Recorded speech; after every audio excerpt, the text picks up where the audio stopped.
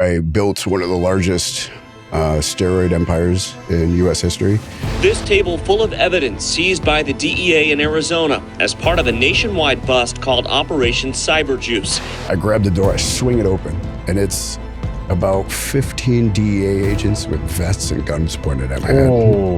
And agents have seized more than $2 million in cash and other assets. During that time, I was probably doing $500,000 a week. It was freaking crazy. The people that are running the labs here, they've got thousands of customers around the country and around the world. You know, I must have had 20,000 customers.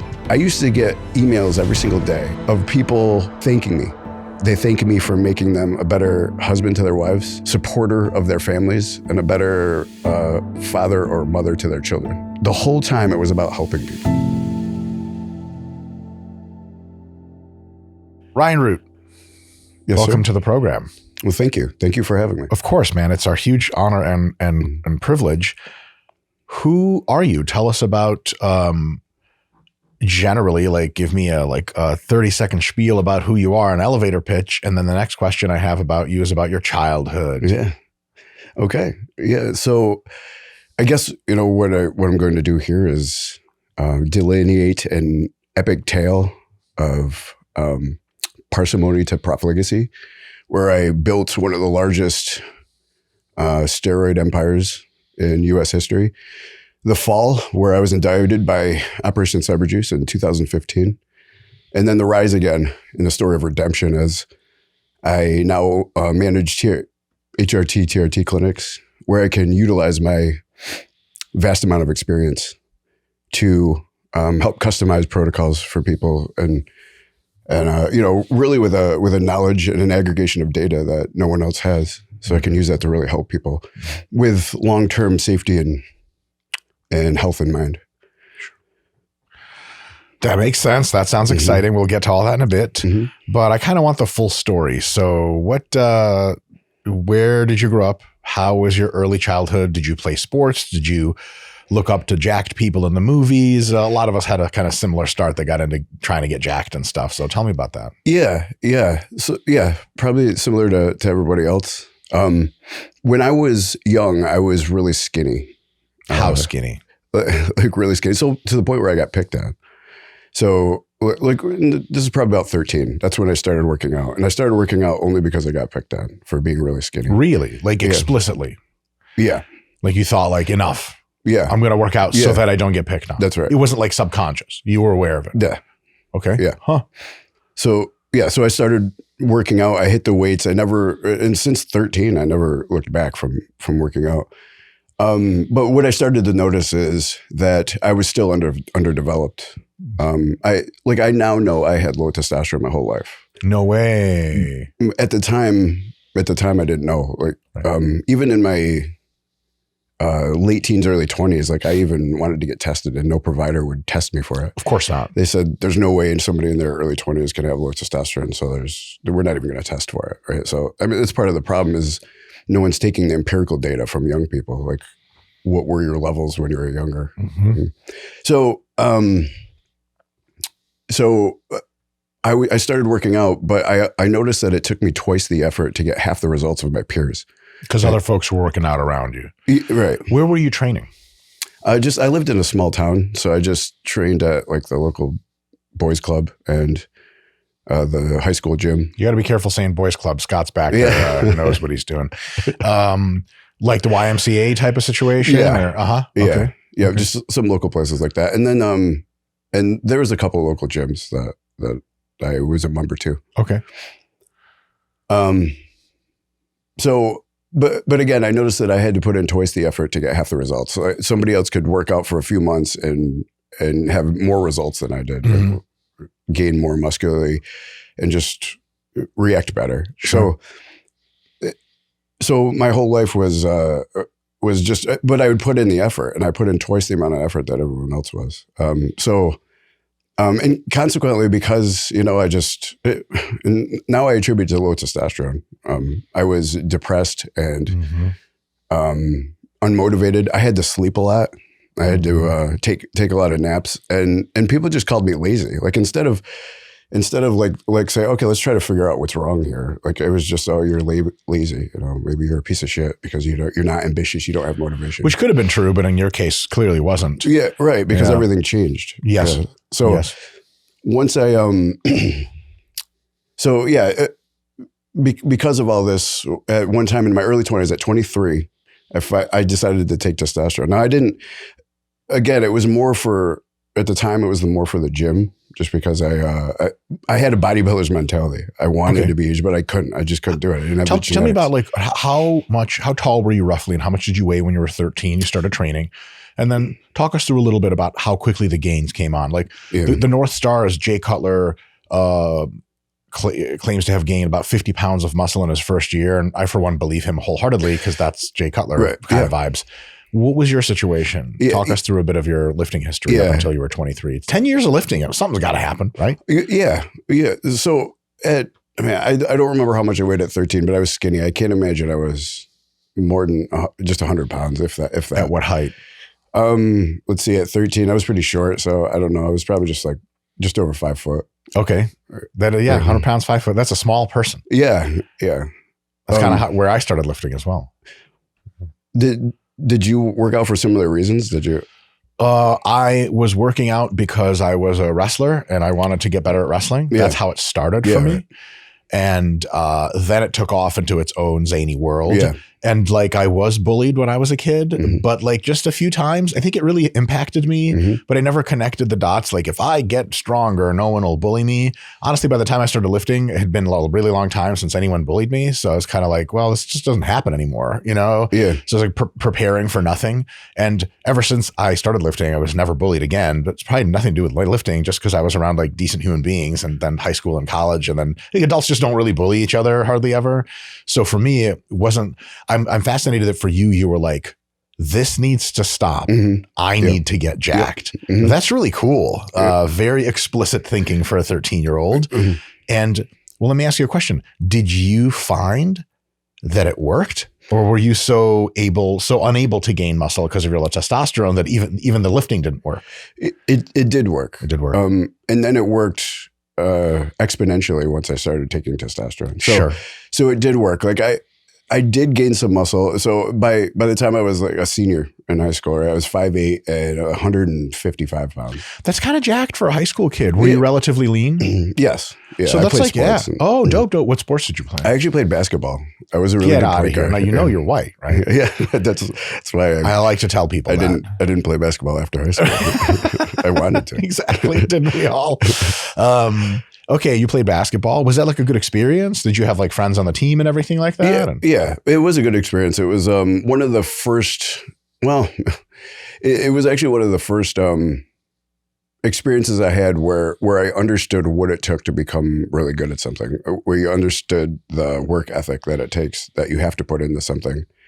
Because I played all the time, 8 hours a day, winter and summer. And I got really good, but it was also one of my first failures too, because I didn't make it into college for basketball. Well, 5'8", man, you got to be some other kind of something else there. And yeah, damn. How did you take the not being able to go to the next level in basketball? Was it like it was my first failure. It was depressing, and especially because at the time, this is.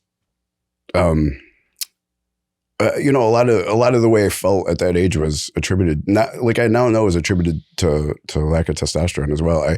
I again, depressed. I took failures really poorly. I didn't take them as the learning experiences that they are. If I could go back and tell myself one thing, it's embrace your failures. As a culture, we should all embrace our failures because it's the best learning experience. Sure. And we all become better people and the people we are today from all the failures that we've had in the past. Sure. So I wish I could have embraced that. But at the time, you just take it really hard. So I would be depressed and consequently, I got walked on, right? I just wanted to please people and make people happy. And I was just really concerned about what other people thought. And I got walked on and I just allowed that to happen. What's an example of how you got walked on? And did you know it was happening or did it feel okay to you? Because some people are just really agreeable. Yeah. And when they get walked on, they're like, this is how it's supposed to be. And you're like, no, that's not how it's supposed to be. They don't really get it.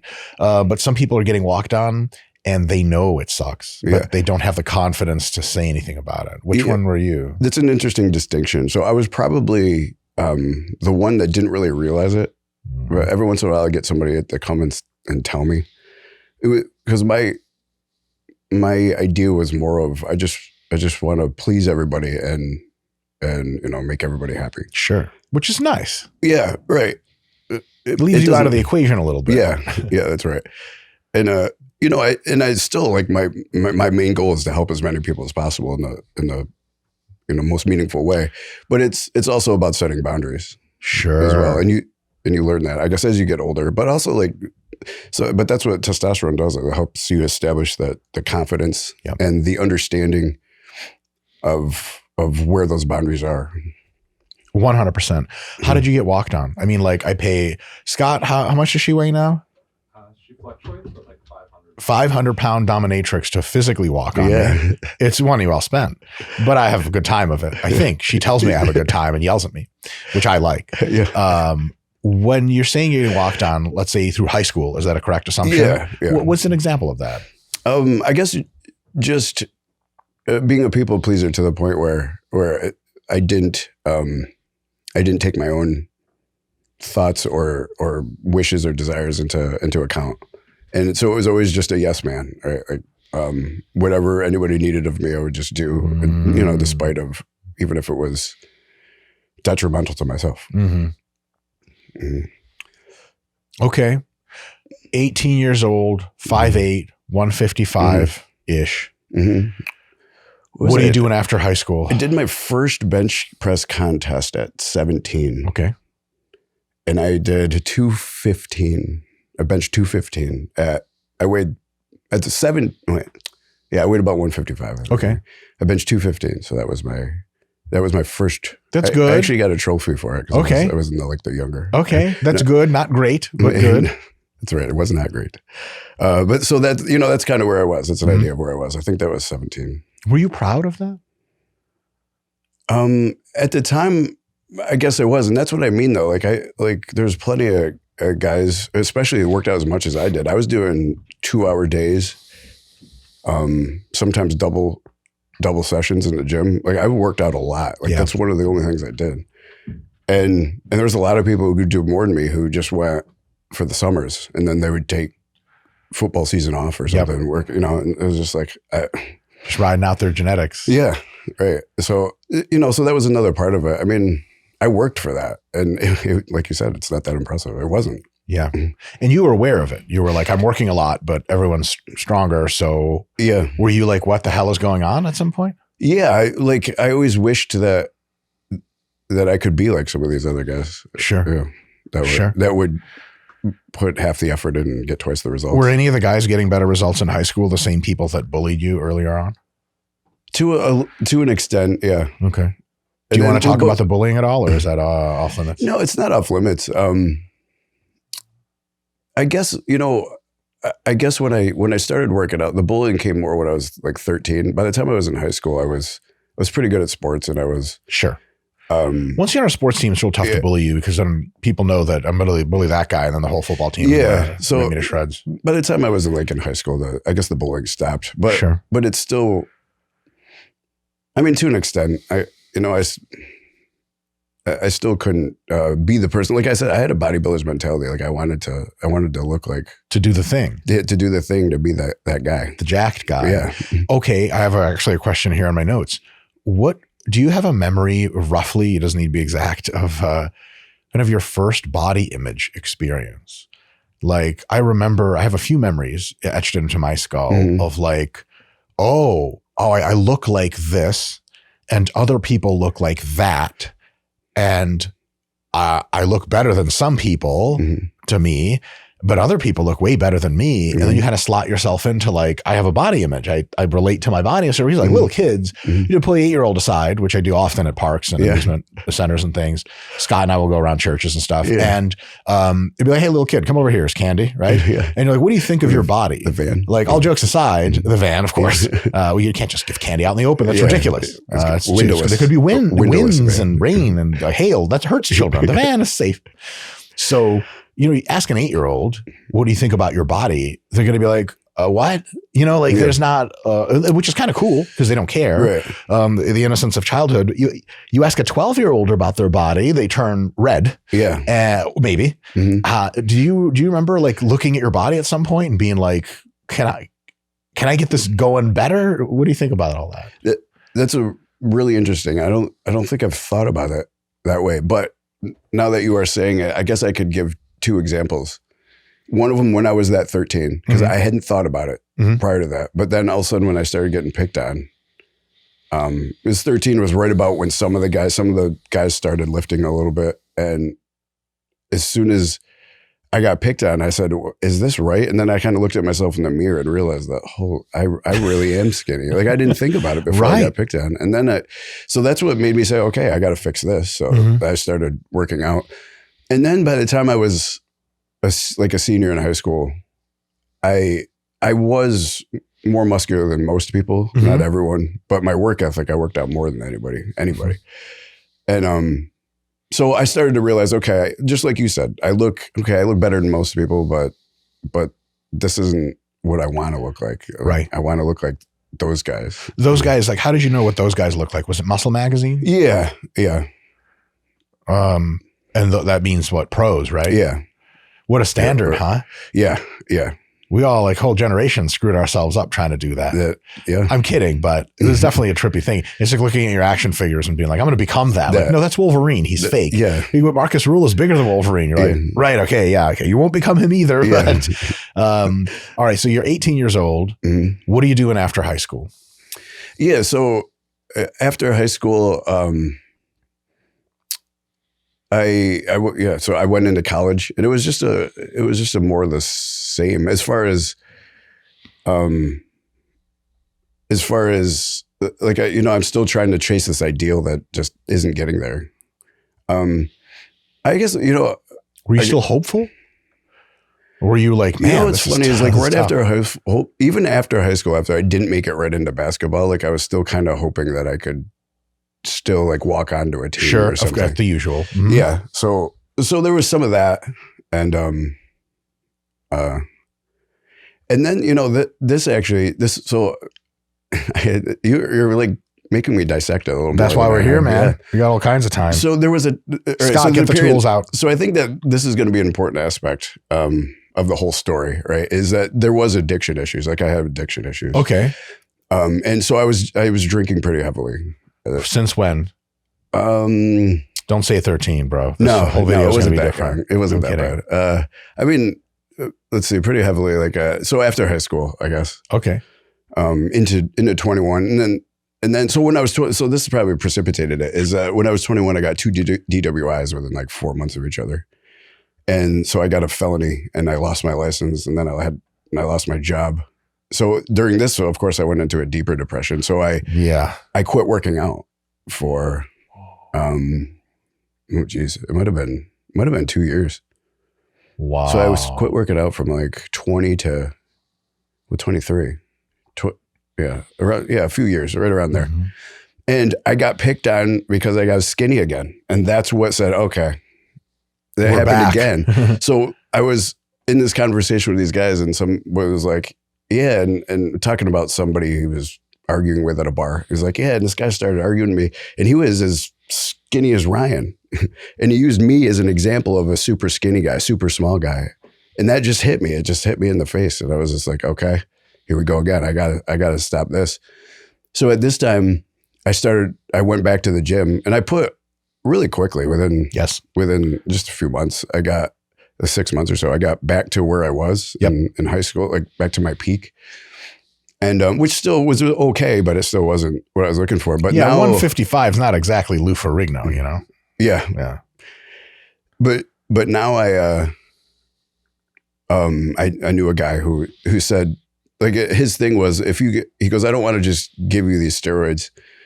And I don't want to just give these to you because I want you to, he wanted to do it right. So he's like, get back into working out, get yourself back to your peak, and then we'll use them to get past your. That's really smart. Yeah. Because you had put in basically 8 years of training and then regain. Yeah. And then, okay, now there's much deeper conversation to have about that next level. Yeah. I don't want literally to know who the guy is, but like, how did you know the guy? Just like a bar buddy or? Yeah. He was I actually worked with him. So during this period, I took a hiatus from college too. And I was a plumber. I worked as a plumber and he was a fellow plumber. And then we just started talking and, our backgrounds about working out, and he used to work out a lot too. And at the time he was kind of slovenly looking a little bit too. Okay. But he was like, oh no, I used to be a beast. I was like, I can do it this way. I was like, okay, let's go to the gym. Let's get back to our natural peaks. And then I'll get us both some stuff. Wow. What a plan. Yeah. Plumbing. Scott, plumbing's that thing where you come over to a very attractive housewife's house while her husband is permanently away on business and you adjust her pipes. Yeah. Okay. I've seen many videos about plumbing, technical videos, of course. I did that for a living. My man, that's a good living. Okay. It's really cool. You and your boy basically were like, let's do this. And then later we're going to jump into the deep pool of testosterone. Yeah. So 6 months later, you're back to your usual jacked. How well was his return going? His was okay too. Like he had muscle memory. Yeah. Okay. And at what point did you guys look at each other and say like, there was one day when we come back and it was just like I felt good again. Like I hadn't worked out in 2 years. And then I felt good again. I felt I was like back to, I think I was like the exact same weight I was, and I looked about the same as I did at my peak before. Sure. And so I think just one day he goes, okay, I think it's time. I'm going to go get some stuff and then you're going to see what really happens. Sure. And I like, to be honest with you, I had heard about steroids back in high school and stuff. And I had always wanted to try it. I just could never get it. Like, back in the 90s, 2000s, this was a lot of the younger viewers don't understand. It used to be hard to get. Well, I don't even know. I think it still might be pretty hard to get. It's not hard to get anymore. I mean, but you know things, right? If you're a high school student, it's not clear what you know or don't know. You go on the forums, you find some mailing address, PO box. You're not gonna, you don't know what that is, and you just kind of quit. Yeah. I think to your point, there was a survey they did. It was actually in the 90s. And I think it was called the Monitoring the Future study. I remember that. And they were trying to get teenage drug use patterns by self-report questionnaire. Yeah. Because, teens don't lie, right? Yeah, it was anonymous. And so a lot of the goth kids just like hit the X for every single drug ever. Just be like, whatever. I'm on acid and coke and steroids. And so they came up with a statistic that was like some like very large single digit, like somewhere between like 5 and 10% of like all high school students, and including like close to 5% of all high school girls had taken steroids. Oh my! And it was like, gosh. at the time I read the study, I was like in early college, and I was like, what? Yeah. Like, there was one guy on our football team who used creatine, and everyone thought he was on steroids. Yeah. That's as deep as the pool went in my high school. Yeah. And I went to a regular middle America normal high school, 1,200 students, not a small place. Yeah. Where no one even knew where to ask, who to ask, what to ask about what steroids were.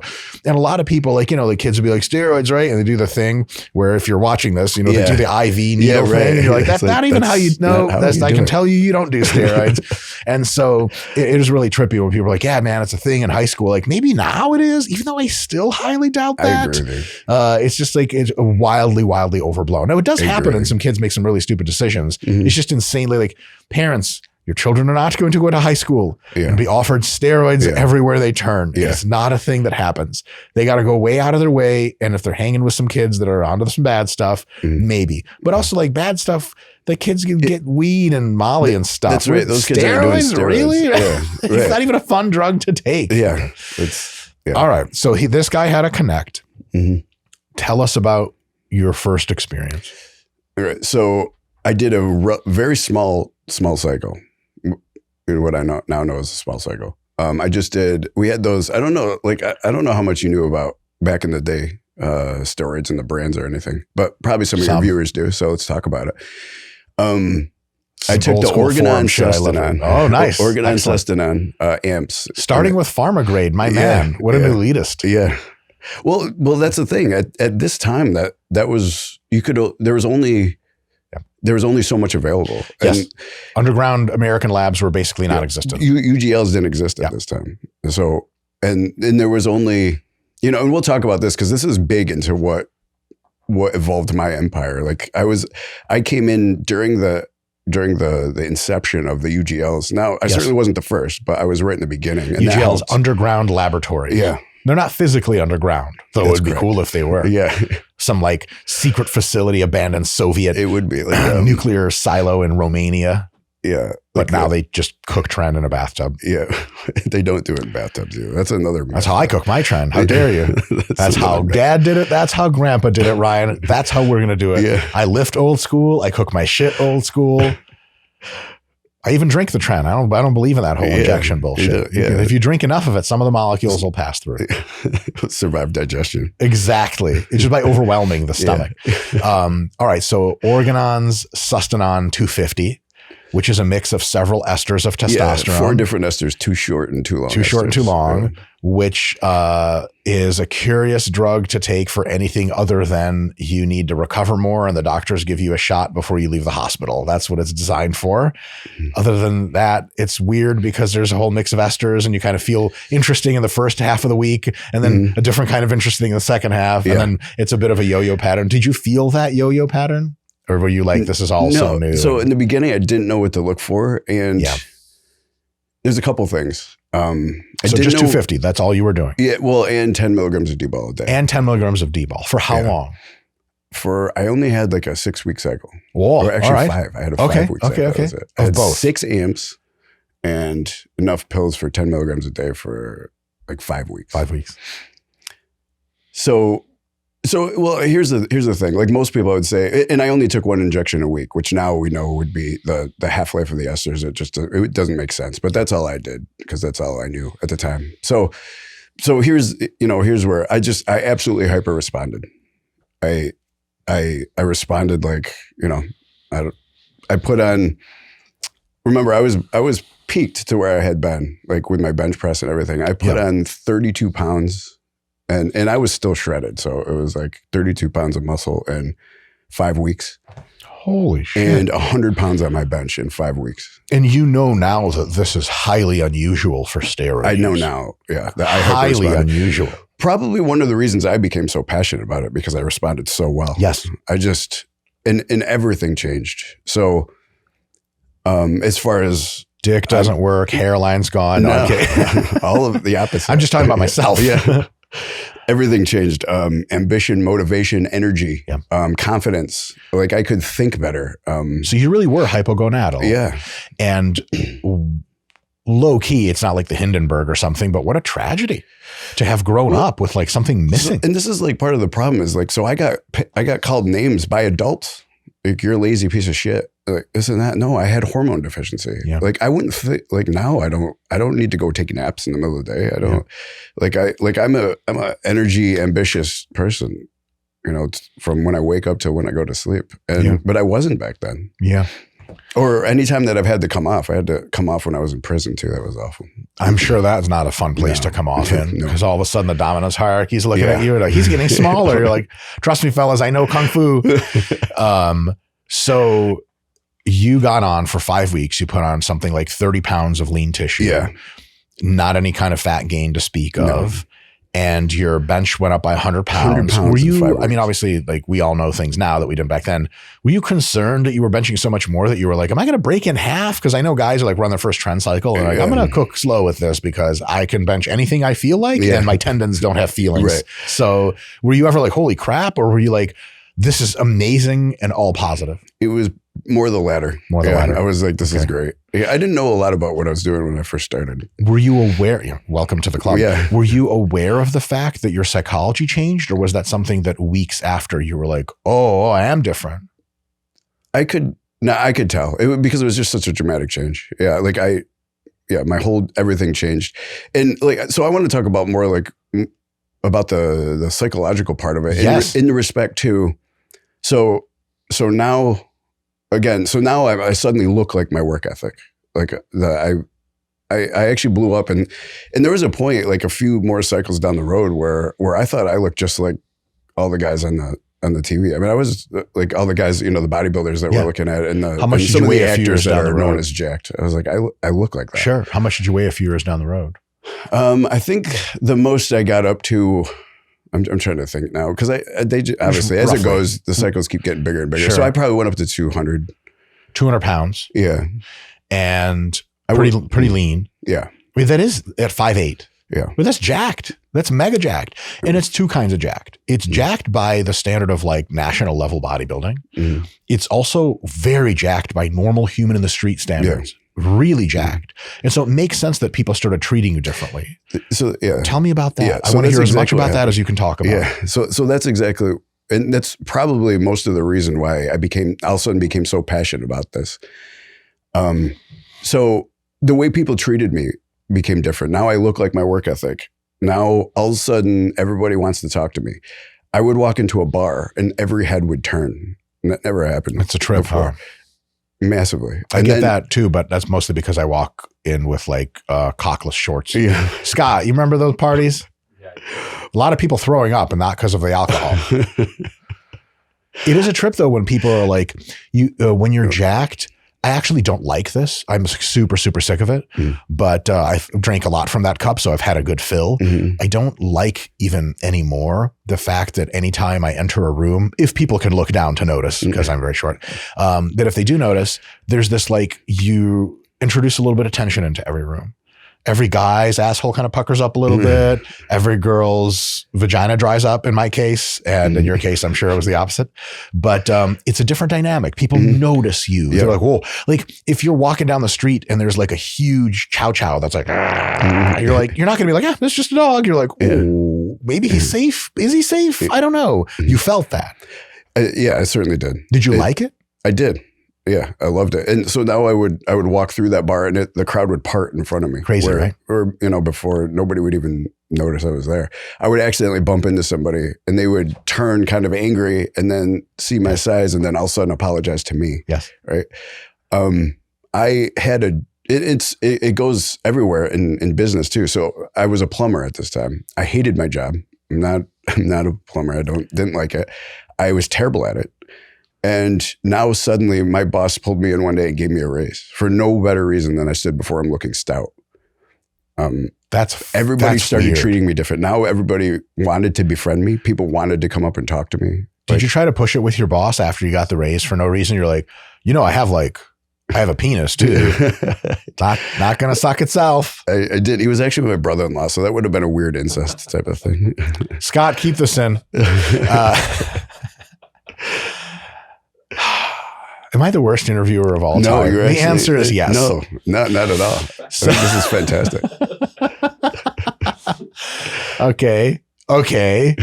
But yeah, okay. So you were just getting cut slack in a way that jacked people and confident people had been getting cut their whole lives and were completely unaware of it in most cases. Yeah, you were completely aware of it because it was such an outlier. Different lives. Two different worlds. And it was, when I say there were two different worlds, they were completely different. Like the one before testosterone and the one after. And the one after was such a dramatically improved quality of life that I like. And that's what I had to look back. I happened to be, so around this time though, I've always been a science guy. And around this time I went back to school and I was in for biochemistry. And so I had to learn, why am I feeling this way? Mm-hmm. Why is nobody talking about this? Mm-hmm. And so I started tailoring my degree to the study of hormones.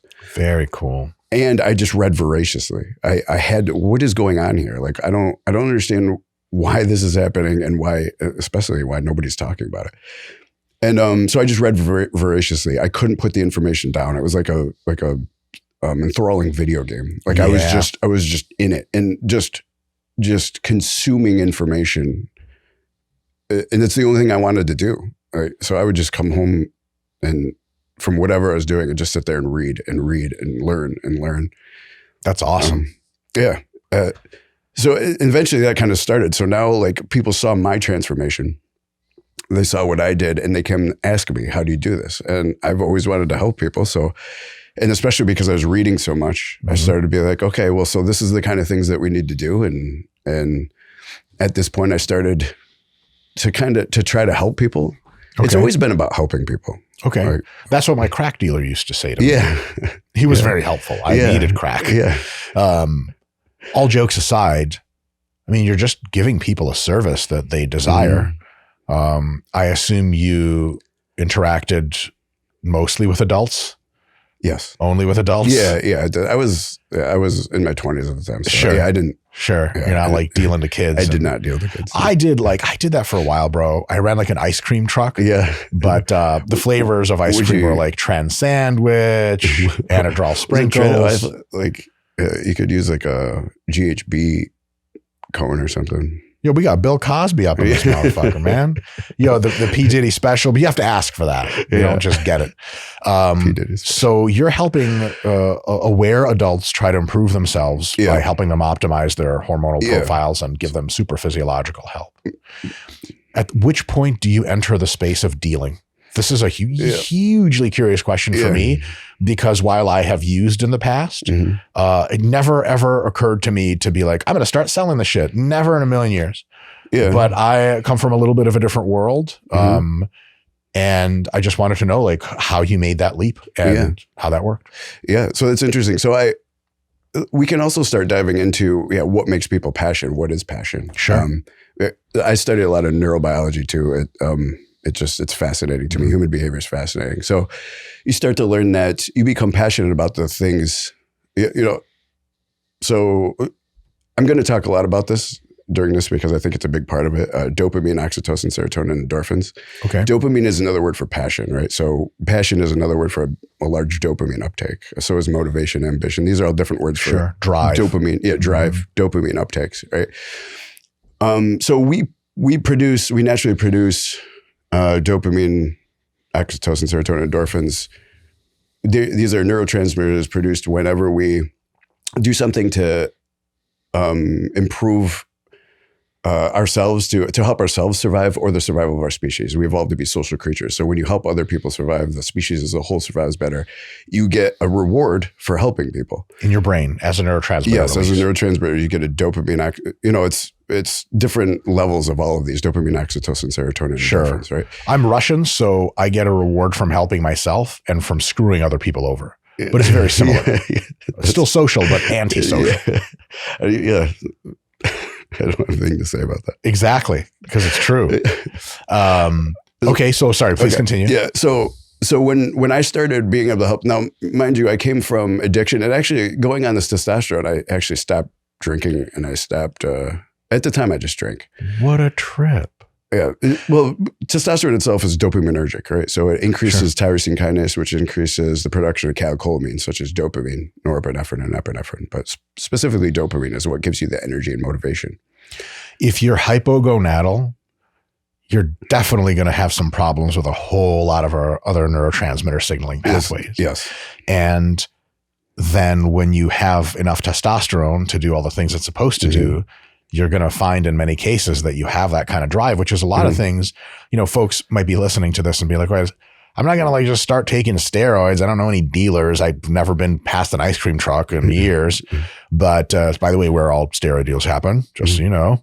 But a lot of folks listening to this are in their late 30s, early 40s, and their 50s. Things aren't feeling the same as they used to.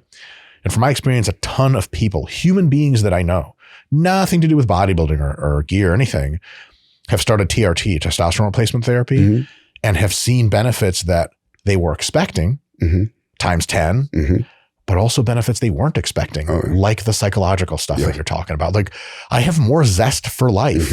I didn't even know I had less zest for life than I was supposed to until I got TRT. Tons of people say that. So that was your experience as well. Yeah. They rediscover their passions. Yes. Right? And so like things that you put down because you had no ambition and you were just kind of, life was mundane to you now, you pick those passions back up and you can, I see it all the time.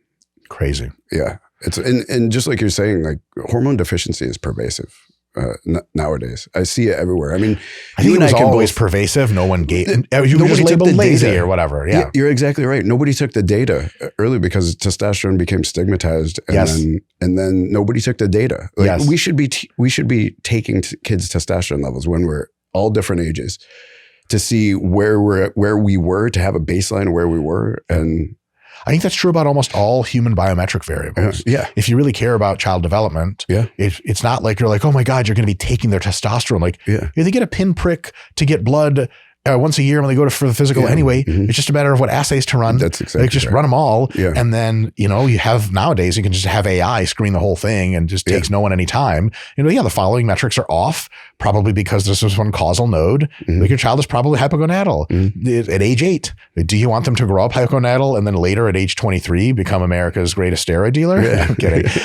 Or do you want them to get the fix now so they have a very, very different look at childhood and all that other stuff? So I'm totally with you on that. It's another thing very related is, people will say, oh, nowadays everyone has all these mental illnesses, and back in my day, and I should be like, shut the hell up. Back in your day, everyone had even more mental illnesses, but you just bullied those people into the ground and tell them to shut up. They just didn't have a name. They just, you were just weird or something. And some people are just weird, but some people were mentally ill and just no one ever helped them because we didn't You just said that guy was things. weird. 100%. And it turns out he just had a low hormonal profile, and after a few injections, he's normal. And you're like, oh, I guess he was weird, but he's not anymore.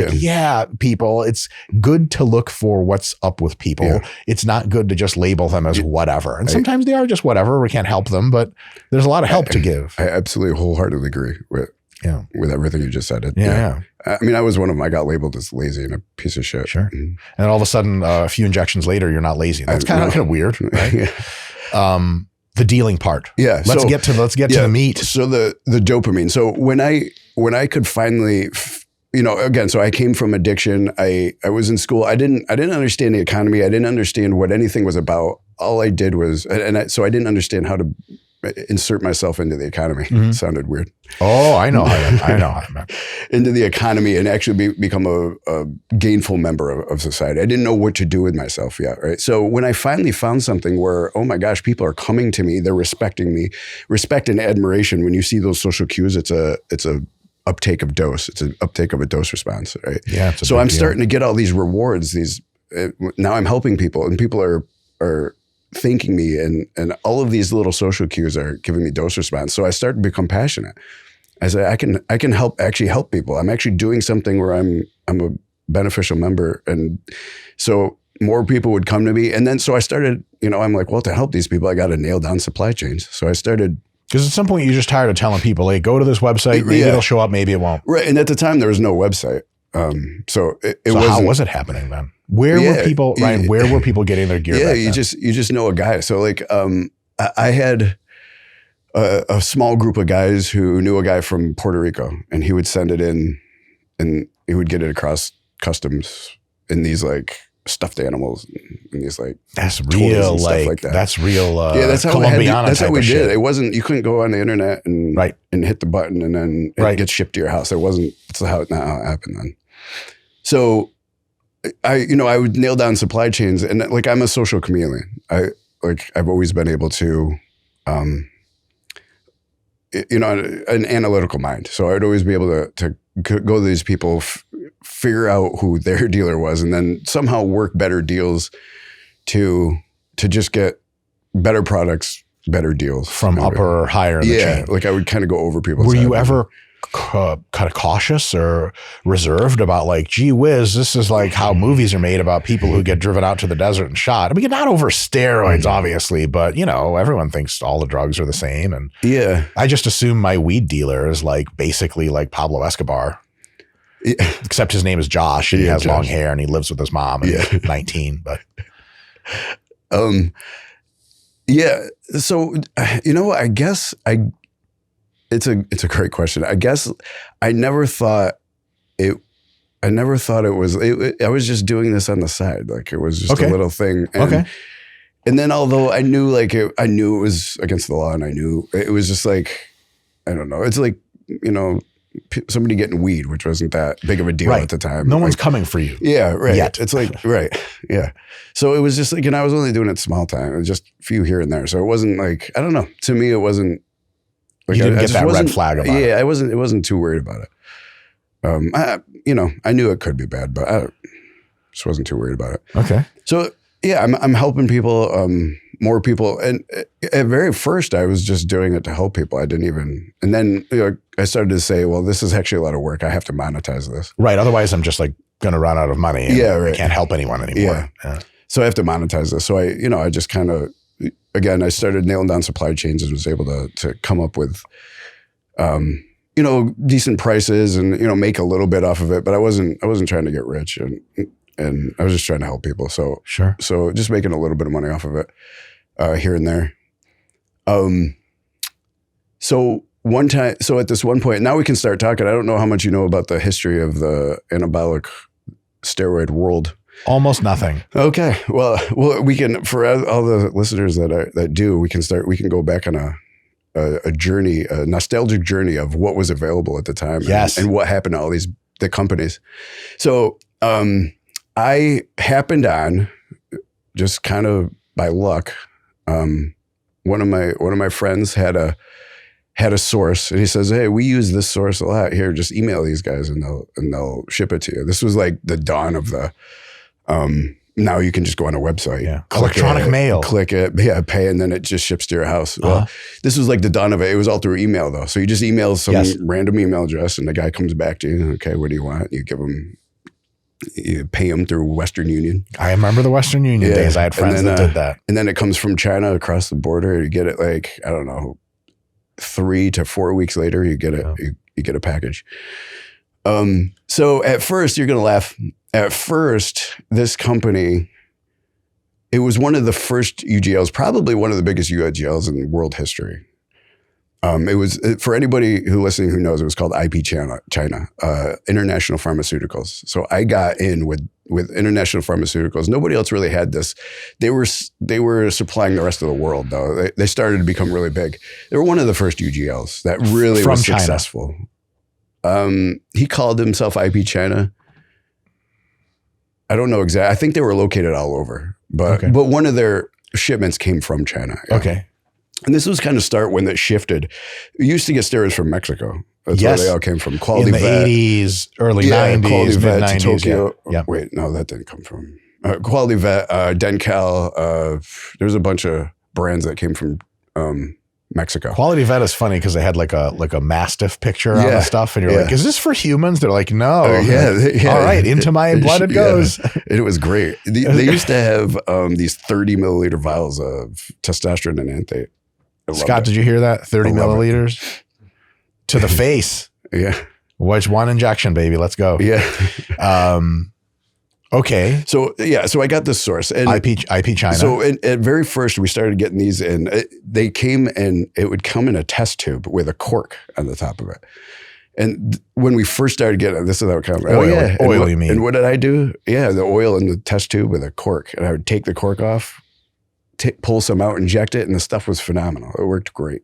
Wow. It was really good. So, but then he started cleaning up his operation. I was going to say, that's the kind of quality control that keeps everyone safe. Yeah. It is funny.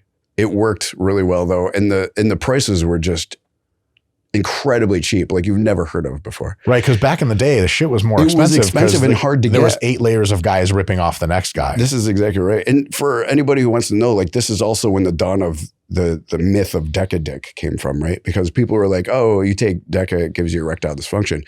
Well, it was because it was hard to get your hands on anything back in these times. And people would take whatever they could get their hands on. Well, Deca was going around. So people would get that. They couldn't get testosterone with it. So they'd just take Deca. Deca shuts down your natural testosterone production. Deca does not convert to estrogen, estradiol. So your estradiol would go in a tank. One of the side effects of low estradiol is erectile dysfunction. I've been in contest prep. I know how that feels. Yeah.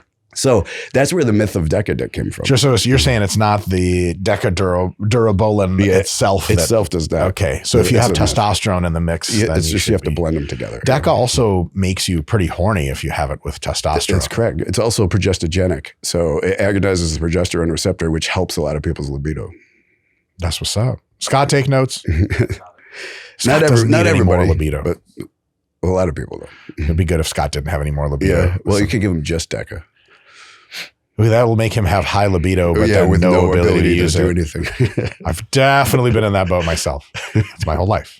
No relation to Deca. Okay, so guys were paying a ton. Yeah. The sourcing was crap. Yeah. Now you have a Connect. Yeah. And it's got very high quality gear for low prices. And he started to professionalize it more. So now he's sending, he's actually putting them in vials, or he was actually getting a hold of some of the amps too. Some of the, amps that were coming from Africa. Some of the Organon. Did you say Africa? Yeah, Organon. You talking about like baboon test and shit like that? Well, Organon was based in Africa, so there was like South Africa, I assume. It was all over. There was Egypt, there was Nile, and they had different colors from the different factories. So the green ones were Egypt, the yellow ones were from the Nile. Scott, you want to shoot gear from an African factory? It was actually a pharmacy, though. Organon's a pharmacy. It was good stuff. It was really good stuff. That's awesome. Okay, yeah. Okay. So now, okay. So the zeitgeist at this time, right? I think it's important to explain that because it starts to explain like how I became so big pretty quickly. The zeitgeist at the time was there was a lot of fakes, right? And I even just saw a story where some of the guys who were actually smuggling steroids in, they were given from places like Africa or they were given a choice. Do you want the real stuff for this price or do you want fake stuff for this price? It's the same, it's manufactured the same, and they will give you fakes. So fakes was a big thing back then because steroids were so hard to get. People could sell fakes and they could make money off of it. Because not people exactly would just a reputation building exercise. No, exactly. Like, and that's why, like, today fakes aren't a thing. It's not real anymore because powders are so easy to get, so cheap. It's so easy to get it. And now we have the online review systems where you can go online and you could vet your source. Yep. And it's not the minute that if you have something bad, it's going to go all over the internet and your business is done. Yeah. So it's now like all of the online reviewing system is fantastic and it really helps people get quality stuff and it keeps people from taking anything that's bad too. Yeah, that's really awesome. But you started in a place where there's tons of fakes. Yeah, so fakes was a prominent thing, and everybody in the forums, every bodybuilder, everybody in every gym rat was worried about getting fakes. It was the biggest concern. It was all the discussion was on the forums, and so people would only take certain brands that they trusted. If you don't have one of these brands, if you try to sell somebody something outside, and this is before UGLs, obviously, if you tried to sell somebody something that didn't have the certain brand, some of the brands, popular brands were, like we discussed, Quality Vet. British Dragon was a big one. British Dispensary. Yeah. British Dispensary. They had those pink tie D-balls. I love that. I remember the forums were all just the colors of the caps on the vials and the colors of the pills that you got. That's right. And the shapes. Yeah. Like you're going to look for an octagon pink pill. That's right. It's got to have a little S on it. That's how you know it's real. And people were vigilant and really serious about defining what was real and what wasn't. Sure. Nothing makes you more angry when you're excited to get your cycle and you got a bunch of fakes. Well, imagine you're prepping for a competition and 4 weeks later, you're like, I don't know why this prep is going so poorly. Then I don't know how much you want to talk about that, but they're theorizing that's what happened to Nick Walker. That's why he dropped out of the Olympia. It's a crazy idea because you would think stuff does not happen like this at this level. Yeah. But every time people assume that perfection is a thing that they can expect even from elite athletics or elite outcomes, there's always an opportunity for perfection to fall apart and for weird stuff to happen. That's like security concerns. Prior to September 11th, a lot of people polled would be like, the CIA sees everything in the world they see. Yeah. Apparently not. Literally. And so, it's totally believable that on rare occasions, even today's pros could be getting some stuff that's not really the stuff they think. When we get more into this, I'll tell you a story about exactly how it could happen. Tell me now. You want to hear it? Yes. Now? Okay, so this is fast forwarding, but sure, that's okay. The fast forwarded story right now. Yeah. So I had a whole bunch of different chemists making stuff all over the country. I had so much business that I couldn't keep up with it, right? So I had to keep getting more and more people. So I found this opportunity to contract someone to make me stuff. So I sent him powders from my source. I sent him vials and everything. And I, right to their house, I said, make me, thousands of vials, send them to me. I'll pay you for each one. I just need these things because I have such a demand. So I did that. These guys, they actually took a little longer than they should have, but finally sent the vials to our shipper, and we started usually if I wasn't in such a input or a mess, I would I'm very careful. And one of the reasons I became so big is because I vet all my sources. I test everything. And testing wasn't as easy back then because you couldn't just send it to a lab like you can now. You can do that now, but then you couldn't. I had to actually, I used crowdsourcing to actually have my clients take a certain amount. I'd give them, take a certain amount, get a blood test on this day, and I want to see what it brings your levels to. Sure. And that's how I used my crowdsourcing. I used a lot of my client base to help me do that. Mm-hmm. And consequently, I was the only one testing at that point. So I probably had some of the best quality stuff in the world at the time because I sourced from, when you start to get big, China, all these suppliers from China start reaching out to you. Sure. And I took samples from all of them. Okay, let me find the best one. Sure. Anyway, so when I got this batch from these guys, I was a mess. So I started sending them out. Well, not too long later, I had somebody being like, I'm not feeling this. I don't feel anything. I'm like, what are you talking about? Like, my stuff is always high quality. But I would take everything seriously. So I tracked it back and I realized it came from that batch. So I put all the ones that came on that batch on hold. I told my guys, don't sell any more of these. Let me see what's going on. I finally was able to test these and figure out that those freaking guys I contracted just sent me vegetable oil. Thanks, fellas. And not too many went out, but some did. And so I obviously got a hold of everybody that went out. I replaced the vials. I said, I'm sorry. Like, this was a rare, but there, and I took care of it pretty quickly. But there's an instance where something can go awry. Even in a very slick operation. Yeah. In a very. Yeah. It's a thing that happens. Mm-hmm. Did you, obviously the guys probably turned that around and sold the other stuff you gave them on the side and doubled their profits. I give them like a kilo of powder. Trustworthy folks. Yeah. Do you ever follow up or you just cease all contact at that point? You just pretend they're I tried to follow up, but I couldn't find them because I didn't know exactly where they were. I hadn't talked to them in person. Yeah, that makes sense. Mm-hmm. All right. So we got this whole landscape of all these different labs making all this different stuff. Some of them are reputable. Some are totally fake. Yeah. Very few underground labs. Right. So, and people are very adamant about getting the certain brand names that they recognize, right? So British Dragon was one of the big brands. It was one of the trusted ones. It went down in about 2008. So IP China, my guy, just started slapping British Dragon labels on his stuff and selling it as British Dragon. Everybody knew this. Everybody knew they went down. And not everybody, but the people who follow this stuff, the bodybuilder, the hardcore gym rats and the bodybuilders knew this story, but they also knew that the new IP China stuff was also good stuff. So it was kind of like, well, if you have British Dragon, even if it's the old stuff or the new stuff, it's still good. So it doesn't really matter.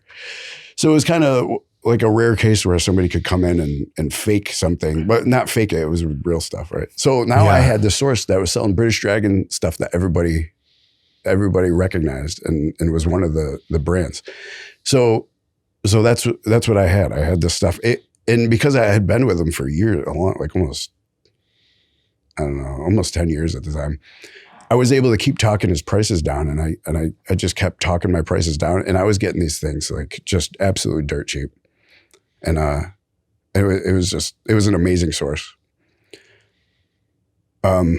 Reliable, high quality. Yeah, especially the quality and just the name, the British Dragon name just really helped too because everybody recognized that. And as soon as I could say I have British Dragon stuff, everybody was like, sure. So getting a Mercedes after they go out of business, it's a new Mercedes by a different company. They call itself Mercedes, but in every possible way, it's exactly the same thing. You're like, I don't give a shit. Yeah, give me that car. Yeah. That's how it was. All right. Yeah. So at this point, I don't know if you want to go into when everything got big. So I was doing yes, that's exactly what I want. But I want how did it, so at this point when you're dealing with these guys, you're a few years in, are you making a lot of money? No. Is it a lot of work? Do you have people working with you? How does the operation work? Is it like emails and package sending? Or I have no idea how any of this works. Yeah. No, so no, in the beginning, I was not making a lot of money. I was just my local city was small. And again, I didn't try to make a huge profit off each one. So it was I wasn't making a lot. Sure. Not even enough to support myself. But I did gain a good reputation in my local city where if you want to look and feel your best, go to this guy. So what we were doing is you get better deals the more you order. So I was getting with a couple friends and we were just ordering these big orders. And they'd come in and we kind of we'd pay like empty our bank accounts and get all this stuff in, and then hope to slowly sell it as we could, and then fill our bank accounts back up. But I mean, again, we weren't making that much, so that's just kind of how it went for a while. So one day, one of my clients, he says to me, there's this website. This was the kind of the dawn of the website. There's this website where they're selling this, and your prices are actually better than what's on there. You should look into that. I think you could do really well on that. Getting a website. It's a forum, right? It's one of these source forums where you can go. I see. And this was kind of the dawn of that. Right? Sure. And I don't know if do you want me to say the name of the place? Can you say it? Scott? Of the website? Yeah, I mean, I think it's all freedom of information. It still exists. It's free press. Yeah, it was Eroids. It's your cover. Oh, Eroids. Everyone knows Eroids. Yeah. Well, so I was one of the main sellers on Eroids. Okay. Eroids is the biggest steroid source forum in the world. So he told me about this, and I was like, so I went on there, and I went home, and I just started looking into it, and I was just like, I started researching. I'm like, I could do this. Like, I can compete with the prices on here. Yeah. Nobody else has British Dragon. Yeah. Like, I could do this. So I'm like, okay, well, let me try this. I bought an extra batch of steroids, a duffel bag full of steroids. I had my laptop, and like at first I didn't know anything about it. So it was kind of funny. At first I went on there and I created this list just on this Word document. And then I went and I just kind of posted this list on the website. Well, I learned pretty quickly. And when I first posted this list, people laughed at me. People were like, oh my God. So again, remember, you have to be a brand. You have to brand yourself. It's not only the brand of the stuff, but you can't have some jack off coming on and just saying, oh, I got this stuff. Right. Because everyone's like, nah. Yeah. Like, to be honest with you, fakes aren't a thing anymore. So it's like you may be able to get away with it better today because it's like there's really no fakes anymore. At this time, though, it was people would get angry. They were vehement and angry and belligerent about it. So I got laughed at, and people said a lot of awful things just from posting a list. And then the moderators took the list down. I was like, this isn't how you do that. Like, you can't just post up here. You have to. There's a process to becoming a source. And I didn't know that. All right. So he's like, here, if you want to become a source, do this, right? And they actually just kind of gave me a little. So I said, okay, well, I got to do all these other things. So it was kind of an arduous process, and I had to do a bunch of things to actually become a source. But when I did post that list, and it was only up for like an hour, in that hour, I did get 3 responses. And I call these people my ambassadors, because one of them, you know how these forums go, right? You have somebody who is like really has a lot of clout. Like, they have a point system. And no the more actual points you have, you've actually only on the forum. Yeah, you've actually helped people. So one of these guys had a lot of clout. His rep count was His high. rep count was really high. Yeah. And he was like, listen, these people will listen to me. He goes, I'm not going to pay for, I love British Dragon stuff, but I'm not going to pay for it for when I don't know you or anything. So just send me some stuff. And when I get it, I'll pay for it. Once I find that it's good, I'll pay for it then. And I'll send you a whole bunch of clients. And I was actually reticent to do that. In retrospect, like, it was a good business move. Very good business move. Because if you got a high quality product, then get it out there, let the people have it. Right. 100%. But I did do that. I did that with these 3 people. And so all of a sudden, so I did take the steps. And I remember the time I actually got that little source tag, and I was like, oh my gosh, I did it. It worked. I'm actually a source on Eroids. So I did that. And then the ambassador, all of a sudden, like, I was checking my emails and everything, and nothing. I mean, why would anybody? Nobody knows me from anybody. And there's just nothing. And all of a sudden, one day,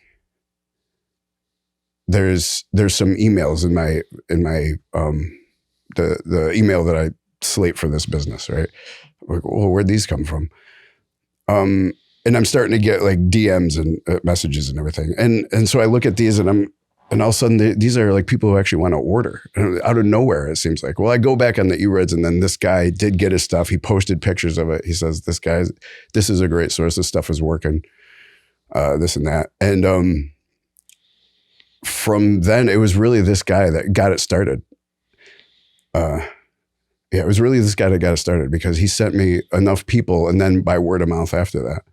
Now, what I did to become really big was I just implemented a few simple business practices that I've heard this from other high level dealers before in various documentaries. One guy was like, he had done like some serious coke dealing in the Miami area and got busted for it. And he was talking about it. And he's like, drug dealing isn't actually that hard. Most of the people who do it are just real dumb and lazy. And so if you just have like basic business practices, believe it or not, people are like I would offer, the guys that were buying from me like good prices and the product was always 100% quality. And other guys around me, I was like, why don't you cut your product? He's like, you guys are idiots. I want repeat buyers. I don't want people to like buy from me a few times. No, I'm lying to them. Never talk to me again. Stuff like that, right? So what was your stuff? Yeah, you're absolutely right. So steroid dealers were not known to be masters of business administration. So they were in another, there's a few things. So one of the things I did is fast shipping. At the time, nobody did the priority shipping. Now all of them follow the model. And I'm not going to sit here and say, oh, I created the model that everybody's using. Everybody's doing what I started to do now. I mean, it kind of makes sense though. But you were the first. I was one of the first ones to use priority shipping. As stupid as it sounds, they were using snail mail and it was taking 2 to 3 weeks for everybody to get their packages. I was just like, I was like Amazon. One of the reasons Amazon became so big is everybody gets their stuff in 2 days. So that's what I'm going to do. Yeah. Can you imagine if they tried 2 or 3 weeks? So I did. Everybody was priority shipping. I gave them free shipping. Everybody else was charging a lot of shipping because priority shipping at the time was only like $7. Right. And I was making, and I had a $200 minimum. So I was making enough money where the shipping wasn't a big deal. So not free shipping. Penny pinching on people is a huge business online. Yeah. And that's also what I did. So I just undercut everybody. I took, okay, here's what everybody else is selling at. I'm just going to do over that. And my profit margins were still big. I think it was like 250% profit margins. Sure. So it was just like, it was a no brainer. The shipping and a good customer service. So this is another thing that happens with steroid dealers. And this has to do with the dose response as well. When you start having sycophants, because the dealers on there are sycophants, you have something that all these people want and they start treating you kind of like you're a god almost, right? Like you have what they need and they're incredibly sycophantish. When you start getting all of this adulation constantly, it goes to your head and you get a high dopamine response, right? And you go into what we call a manic state, right? You become manic. And that's, essentially that's what manic depressive disorder is. Correct. Right? Is you go really high, you become manic, you almost feel godlike, and then you crash, right? You go down into the depressive state. Well, when you have all this constant adulation, you get into this manic state and you kind of think you're godlike. And these people would I saw them doing it, start treating their customers really poorly. Like once they were manic. Yeah, once they were manic. And like if anybody questioned them about anything, they would yell at them and tell them, this and that, kick them off of their whatever. They're too good to play by the rules anymore. Yeah, right. And I said, what are you doing? You're ostracizing your own customer base. Crazy. Like, why would you do that? Like, so I vowed I would never do that. So it also had to do, I was good customer service. Like, it's just where I excelled.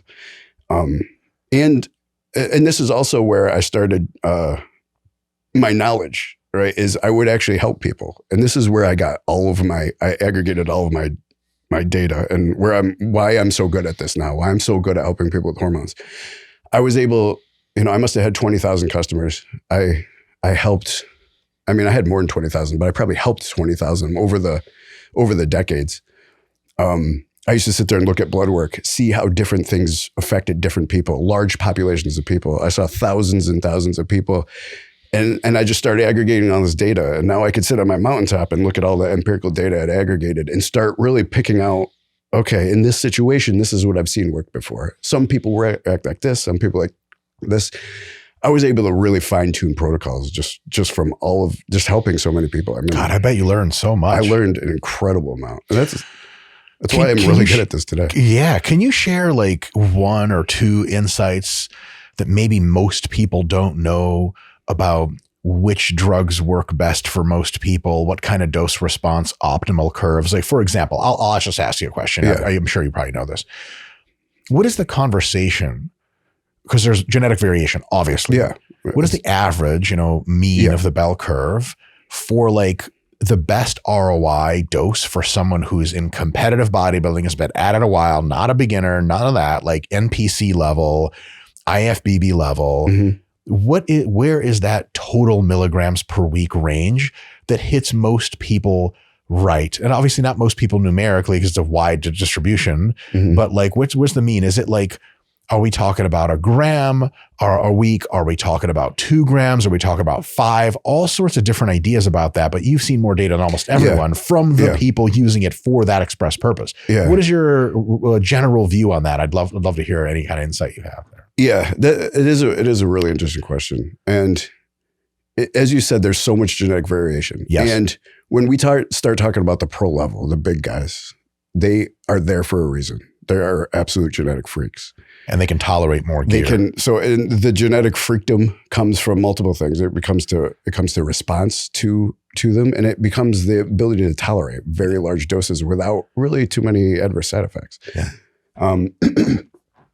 So, it's like, a lot of what I've noticed.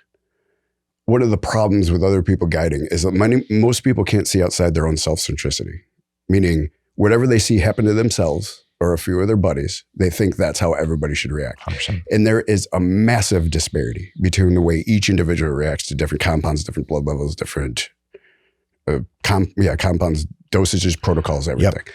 Combinations, etc. Yeah. Now, what my experience has done is I can start to say in terms of large populations, and you'll notice this like when you watch a lot of other people who try to guide, if you hear them use the word I a lot, this person, if they say I do this, I this, they use the word I a lot. They're not seeing outside their own self-centricity. Yep. They're speaking pretty of what happens to them, and it's not a good which is interesting and better than nothing, but not something you want to just run with to apply to everybody. People who really are good at this and have done this on a large level speak in terms of populations. This percentage of a population usually reacts like this, but some people react like this. And here's another case. And here's what we do in each of these instances. Yes. Kind of like an algorithm. If this, then this. If not, then this, then. And so this algorithm that you can kind of develop and you can start to dial anybody in based on percentages of populations that react to different things. Right? So to answer your question, a lot of the big boys really are genetic freaks and they really don't need, and a lot of people are like, so a lot of people say, this guy says he only uses this. He's got to be full of shit. Again, you can't see outside your own self-centricity. Some of these guys don't need large doses. Dorian Yates is a big one. He says, listen, I didn't need big doses. And I don't know personally, but I believe. Because you've seen it before with other guys I've seen guys take 500 milligrams of Sust and 20 milligrams of D-ball a day and and like I had this one local guy that was kind of, we talked to, he's kind of a crackhead, right? And he would go off on his crack benders and he would get down and have this pot belly and tiny. He would come back in 4 weeks and do 500 Sust and 20 milligrams of D-ball a day and look like he's about ready to step on stage. The most amazing transformation in such a short period of time. Like, I mean, just a monster too. And veins in his abs so lean, just like, I almost never seen anything except Lee Priest, right? He had really good genetics like that too. Sure. Right? It'd be funny if you asked that guy, like you meet him in the gym after he's well into a cycle, and you're like, what do you like? Do you kind of preparatory work before he cycles? Like, yeah, I do 6 weeks of crack cocaine. Yeah. I'm going to write that down, I guess. Fasting. That's a lot of fasting. A lot of like snack foods from 7-Eleven when I'm going to die real soon. When the crack wears off and hunger comes back. Yeah. So, okay. So a lot of the bigger guys. So a lot of those guys, they don't have to do a lot and they don't. Now, there is the opposite is true too. Like some of them do very large doses. But I would say like the decent responders probably around a gram of total stuff. Some of them don't even need to quite take that. But some of them are taking probably 3,000-4,000 milligrams. And no doubt there are a lot of guys that probably their ROI is best at around a gram that try to see the rainbow on the other side and push to 2 and 3 and find a lot of not so great things. There's excuse me, the law of diminishing returns is very active when it comes to steroids. Yeah, you get most of your response up to a certain point, and then after that, the response is not nearly as. But the side effects tend to escalate linearly or even exponentially. Yes. Yeah. So you have found that to be true as well. Yeah. So the side effects, the main effects tend to do an asymptote situation. Yeah. And then the side effects usually don't do the asymptote. That's correct. The straight line or actually an exponent where it gets way, way, way worse. Yes. Yeah, so there's an interesting mathematical process by which you can determine kind of an objective ROI. Where like, yes, you will hypothetically be able to grow another 5 pounds of muscle over a year if you do 1.5 times this gear, but you won't be sleeping anymore nearly as well. You'll be pissed all the time. Your cortisol's through the roof. Your quality of life deteriorates. And all of a sudden you won't actually realize any of that gain and you might get roughly the same amount of muscle. That's exactly right. Actually, for a personal story for me really quick, in my last run of bodybuilding and hopefully soon to, again, dip into the sport to do some more competing. Good. Yeah, no, it's super fine. I mean, I was still trained for optimizing my physique and everything, but I was up to about 1.5 grams total. And I was like, I did a photo shoot where at the peak of my shit, like earlier this past year, I was at 227 pounds and I had some glute details and everything at 5'6", which is like for me, like really cool. I was like, whoa, okay. Like, and then I scaled down to 250. Test only, and then 125 for a few months, and then back up to 250. And then basically like for the first 4 months, I was like roughly the same body composition at 250. And I was like, well, it's just going to hit in later. And then at 125, I got a little bit smaller, a little softer. I went back up to 250 and I was weighing in at like 225 with glute detail. And I'm like, what the hell did I ever take 1.5 grams for? But for me, it was like, I will not quit on myself without having to test the limits. And I sure as shit tested them. It was a disaster, but at least now I know, like, they ain't nothing for me past 1 gram. There may not be much for me past 750, to be completely honest. I'll tell you a big reason for that. Like, so, and a lot of people just don't know this and don't understand it. It's not taught, but the SHBG mechanism is a defense mechanism against too high hormones. For toxicity purposes, basically. Yeah, more for attenuating the binding, the testosterone having its genomic effect. Sure. Because it's one of our defense mechanisms against too high hormones. It's like when androgens reduce SHBG. SHBG reduces the sensitivity of the animals. It reduces the ability for the genomic action to occur. So, and it's no secret when you take a step back and look at it, it's a beautiful mechanism, right? High androgens, low SHBG desensitizes you to the androgens that you do have. It's defense against too high androgens. So when you have somebody, and as you're taking more and more, your SHBG is going in the gutter. And you're not having the response to the androgens in your system. So some of it is, and when you lowered it back to 250, your SHBG goes back up. So you're having this resensitization to the androgens. I thought having a high amount of binding was bad because it keeps the testosterone from going into your cells. So yeah, if it brings your free testosterone low. So the key is because there's SHBG receptors on the outside of cells. The SHBG receptors, they actually have kind of cellular crosstalk. They actually facilitate the genomic process, the binding of the androgen receptor. Mostly what they do is they facilitate the co-activators. Once the testosterone inside the cell binds to the androgen receptor, it has to translocate to the nucleus, bind to the DNA. Then it has its translates to mRNA. Sure. Transcribes into a protein, stuff, right? To translocate to the nucleus, to bind to the DNA, it needs over 100 co-activators. These co-activators have to be phosphorylated in order to have their action. The SHBG mechanism actually facilitates the phosphorylation of these co-activators to translocate the androgen-bound testosterone, or the testosterone-bound androgen receptor to the nucleus. And so if it goes down, you don't have this non-genomic process to facilitate the genomic process, and the testosterone-bound androgen receptor inside your cell will just sit there in limbo and not do anything. It's like bombing a highway before trying to land on it. Yeah, right? And then it doesn't regenerate another androgen receptor either. So you're just sitting there in limbo and not getting new androgen receptors. Yeah.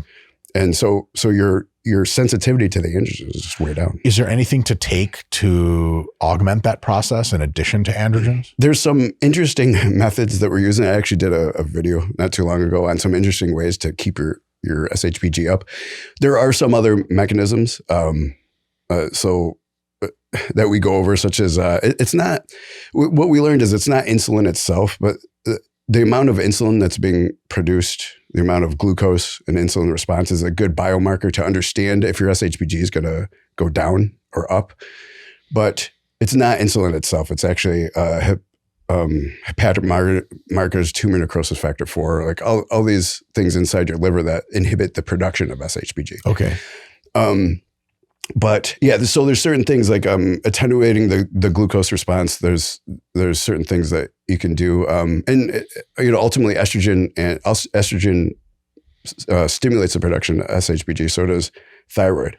And that's one of the reasons that having thyroid in check and not excessively low estrogen levels can help boost the effect of the amount of testosterone. Yeah. So a lot of guys are trying to smash their estrogen, and it's like just an unequivocally dumb idea. Never mind the fact that estrogen is like a health molecule. It's massively beneficial. And a psychological happiness molecule. Yeah. And if you don't have enough of it, you don't have sex drive. You don't understand why people even love each other at all anymore and all this other stuff. One of the biggest bouts of misinformation is the whole idea that testosterone is a male hormone and estrogen is a female hormone. Yeah, it turns out both sexes have both. They're both human hormones. Yes. Like females, their most dominant sex steroid is testosterone. They have significantly more testosterone than they have estrogen. In males, you need estrogen, as you just elucidated. Yes. If your estrogen goes low, you'll have all kinds of problems. Very big problems. They're human hormones. We all need them. Yes. I don't take human hormones anymore. I'm on that gorilla time. Scott, remember we took gorilla tren? All Scott remembers is just he punched me in the face as soon as he got in. Okay, I could talk about this for hours. However, our viewers would be remiss if I didn't bring us back onto the track I took us off of, which is okay. So you now are vetted through eroids. Yeah. So let me tell you this story, because this will kind of like, I don't know, I think it's a good way to put it in perspective. So when I first started this, when I first got online, right, I was like, I hope, because I didn't make much money, right? I was living, I worked in an emergency room. I made like $300 a week is all I made. I couldn't really even support myself. I made a little bit extra from this. What were you doing in emergency rooms? I just was a lab tech. Okay, I was going to say. But yeah. Insert joke here. I'm kidding. No. Okay. So I didn't make much money. I was hoping to make $200 or $300 extra a week, because then I would be comfortable. I was like, that would be good. And I thought that's probably too much. Like I don't think I could make that much. Napoleonic ambitions. I really did. Like I firmly believe, I was like, man, if I could do that, it would be so good, $200 or $300. So I was just hoping for that. And I was like, that's probably too much. Scott, you remember those days, right? That's a lot of money. $200 to $300 extra per week to someone who lives in a few hundred per week is like huge. Oh, massively. Yeah. So,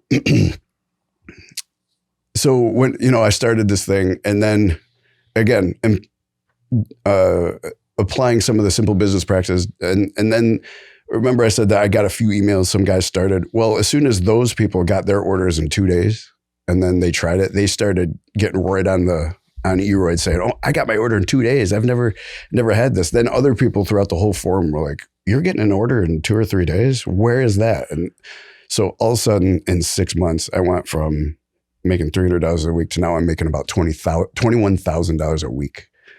And everything just absolutely blew apart. Like I didn't even know what to do. So now we come back to, you asked that question earlier, like, did you ever think, oh, I'm doing something wrong? Or, did you ever? Okay. So now I have $100,000 in my hand, just that within a matter of literally like a few months. I have $100,000 in my hand. I never thought I would ever see $100,000, let alone have it in my hand and have it piling in so fast I don't know what to freaking do with it. This is digital money or physical money? No, this is physical cash in my hands. Oh my God. So I'm sitting, now I'm going, okay, this is too much. This got out of control. I didn't expect this. I'm going to get in trouble. I got to stop. Like I have all this money. And I remember, like, I'm not a man who's prone to panic attacks. But if I ever had a panic attack, it was at this moment. I was like, I'm screwed. I'm going to go to prison. So I'm like, okay, I'm starting my out plan, right? So I'm like, okay, here's what I'm going to do. Because I'm not going to screw over the people who've already paid and ordered money. So I'm going to finish off the rest of the orders, but I'm going to tell everybody else, I'm done. I got to stop. I'm sorry. I'm done. And I'm just going to stop the new orders. I'm just going to fill the rest of the orders that are already in. And then, whew, that was crazy. So, because I remember, like, I was sitting there and I had my head in my hands. I was sitting on my bed going, "Oh my God, with all this money around me," and I was just what a sweet scene, I'm like, again, panic attack, almost defeated at this time.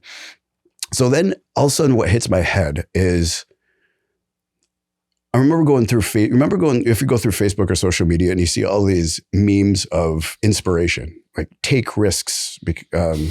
There's some classic ones by Michael Jordan, about all these memes about taking risks and how pictures of eagles and shit over the water. Eagles soaring and all this stuff. All of those just start flashing by my head. Really? And I'm just sitting there going, yeah, fuck that. You got to take a risk. I'm like, fuck this. Well, no, the other thing that did it though is so those start flashing through my head, but also now I'm like, I'm going to get up and go tell. At the time, I probably had 2,000 clients. And I got, it grew exponentially from there. By the time I probably had 2,000, now it's like, now I got to go tell all these 2,000 people that I can't. Now, mind you, I used to get emails every single day, and I still do to this day, of people thanking me. They thank me for making them a better husband to their wives, or because a lot of females, I treat a lot of females too, a better partner to their partners, a better supporter of their families, and a better father or mother to their children, because now they have the energy to actually, and the passion to actually see raising their child through, and they have the ambition to go out and do things to better support their family. So I get emails like that every day, and I was getting them at this time too. People thanking me, thank you. You make, at the time I could sell testosterone for 1/10 of what you could get it for at a clinic. So a lot of people on just TRT would come to me just because it was a lot more cost effective. Yeah. So, and people would thank you for doing this. So now I got to go tell all these people that I'm really helping that I'm sorry, I can't help you anymore because I have a little bit of panic attack right now. And I'm having a little bit of a panic attack. Remember what I said that, helping people gives you that dose response. Like one of the best ways to give you a dose response, a huge dopamine, oxytocin, serotonin uptake, is from helping people. The social cues they give you, those emails just are massive, that I was getting are massive dose responses. So when I thought of, okay, I can't help people anymore, I got to go tell all these people I can't help them anymore, that also, I was like, no, because honestly, the money was great. It really was. But it was, the whole time it was about helping people. It was about, and I found a great way, my little niche way, probably better than, just about anybody else, about how to help people. And when I thought about giving that up, telling people I couldn't help them anymore, I couldn't do it. I said, fuck this. And those memes came through my head too. Of course, the eagles are soaring, yes. Yeah. I was like, fuck this. I can do this. So I just picked my head up. I put my head down, and I actually made the operation 10 times bigger. And I never looked back. So at that point, I was just doing it all by myself, right? So, and I had that many orders. I was working in an emergency room. I would come home, answer emails, pack up orders, get up after only a couple hours of sleep, take them all to the post office. I had to go collect all the money too. At the time, money collection is a massive problem. When you're collecting millions of dollars anonymously, it's hard. Money collection was a massive problem. So I had to solve that, but I had to go collect all the money, run around to different Western Unions and collect all this money. Sure. And I was like, no, okay, I can't do this by myself anymore. It's getting too big. So now I had to put an operation in place. So I just had to start hiring people. Where did you find these folks? Yeah, I know. And that's part of the problem, right? Is like, I can't take resumes and take the most educated and the best. Right. I have to deal with the population around me that's willing to get themselves into an illegal enterprise. An illegal enterprise. Some of the guys were great.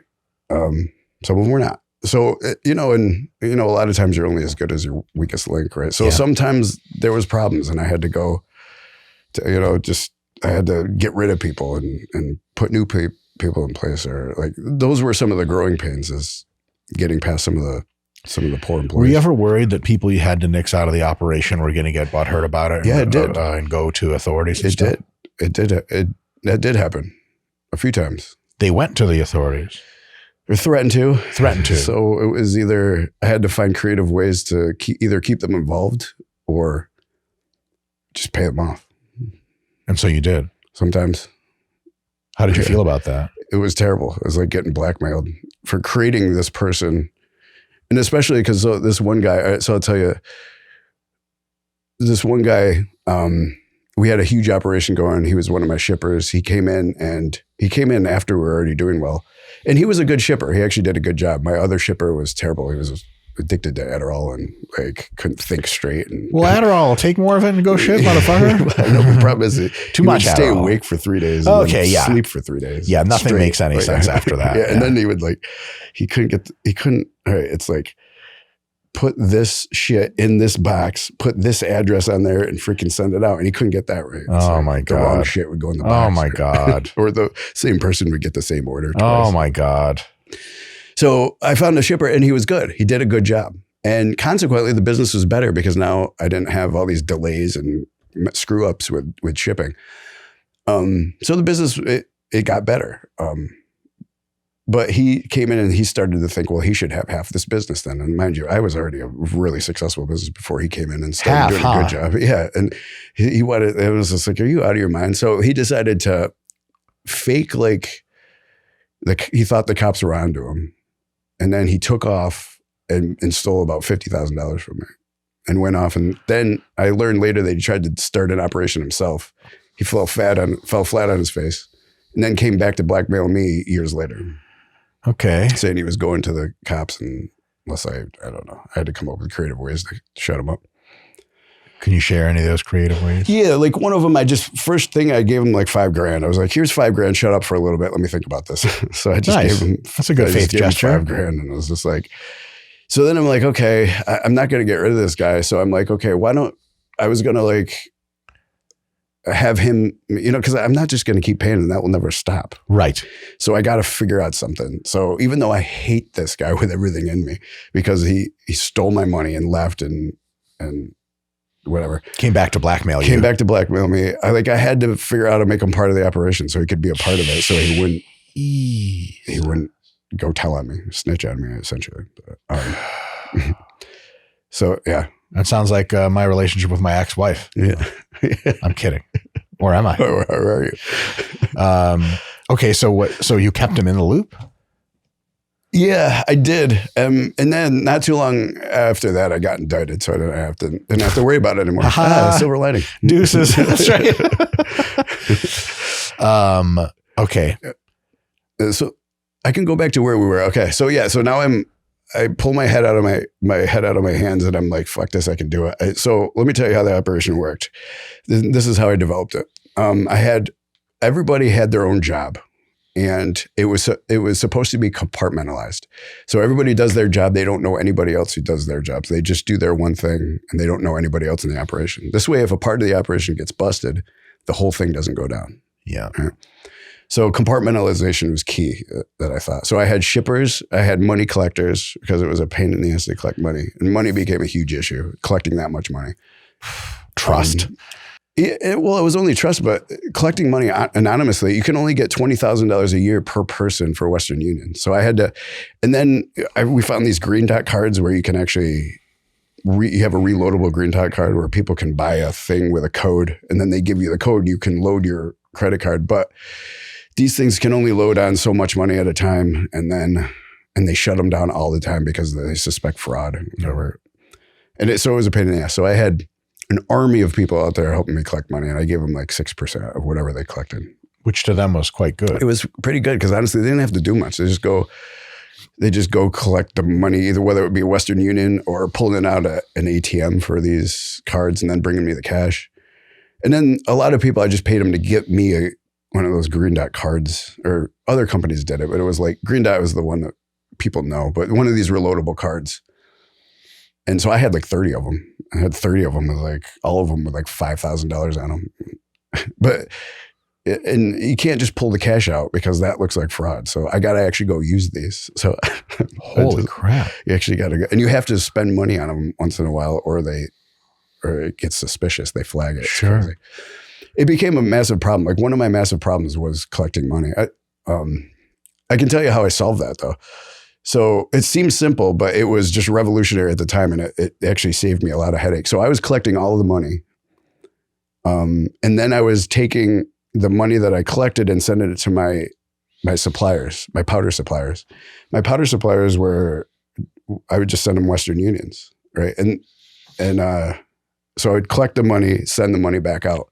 So I started thinking about, okay, what if I just have a lot of my clients send my suppliers directly the money, get the Western, and then it just takes me out of the middleman. I don't have to collect so much money. And as simple as I just made that sound, it took a long time for that to come to me. But as soon as it did, and as soon as I implemented that, the money suddenly became a lot easier. I mean, I was collecting so much money, millions and millions of dollars, it became a problem. And it was a fucking stupid problem to have, but it was a problem. I can't collect all the money that people want to give me. Sure. But that solved it. Okay. Psychologically, it must have hit you at some point, other than just the first time, that, wow, I have a lot of money. Did it affect how you see the world? Did it affect how you see other people? Did it affect your spending habits and lifestyle decisions? Tell me about that a little bit. Yeah, I think this is actually some of the interesting part of it. Like a lot of people just want to hear, oh my gosh, how much money did you make? Wow, that's crazy. But I mean, are you at liberty to say how much money total that you made? Yeah. I didn't do accounting, so these are estimates. But I could say, and it kept going up year after year. Like, so the first couple of years, it was like 400,000 and 500,000. Then it was a few million. By the last couple of years, we were making like 10 million a year. So probably a total of 20 to profit. Probably a total of 20 to 30 million over the 5 years. And you put that most of it back into powders, or no, that was pretty much profit. Yeah. Now I had 12 employees, so I had to pay those guys. But and a lot of people are like, oh man, you must have put it away. And I'm just one of those stupid criminals, and I didn't bury it somewhere or anything like that. So like I had like 5 houses, and it was a good run. And the Fed seized everything. Sure. Oh shit. Well, okay. 5 houses. How did it get up to 5 houses? Tell me about the journey. I assume you just had a Cadillac Escalade with 18 rims on each wheel, hose. That's how I'm taught to believe that criminals spend their money. I had fun. I had fun. How old were you during this time of the big money? Millions? 30. So probably early 30s. I think I started at 31 to about 30. I think I got indicted at 35. Okay. Yeah. So, I mean, I didn't get used to it. Like, so I started just aggregating all this money, and to me, I had grown, I had lived a poor life. There was times when I had $5 a day to spend on food for the day. So I would go to McDonald's and they had double cheeseburgers at the time. I would get 5 of those and be like, oh, this is great. This will feed me enough for calories. The day. Yeah. And that's what I would do. So I didn't have the rich person's mentality at first. Now I gained it. But for the first, I don't know, year and a half, I was just I didn't do anything.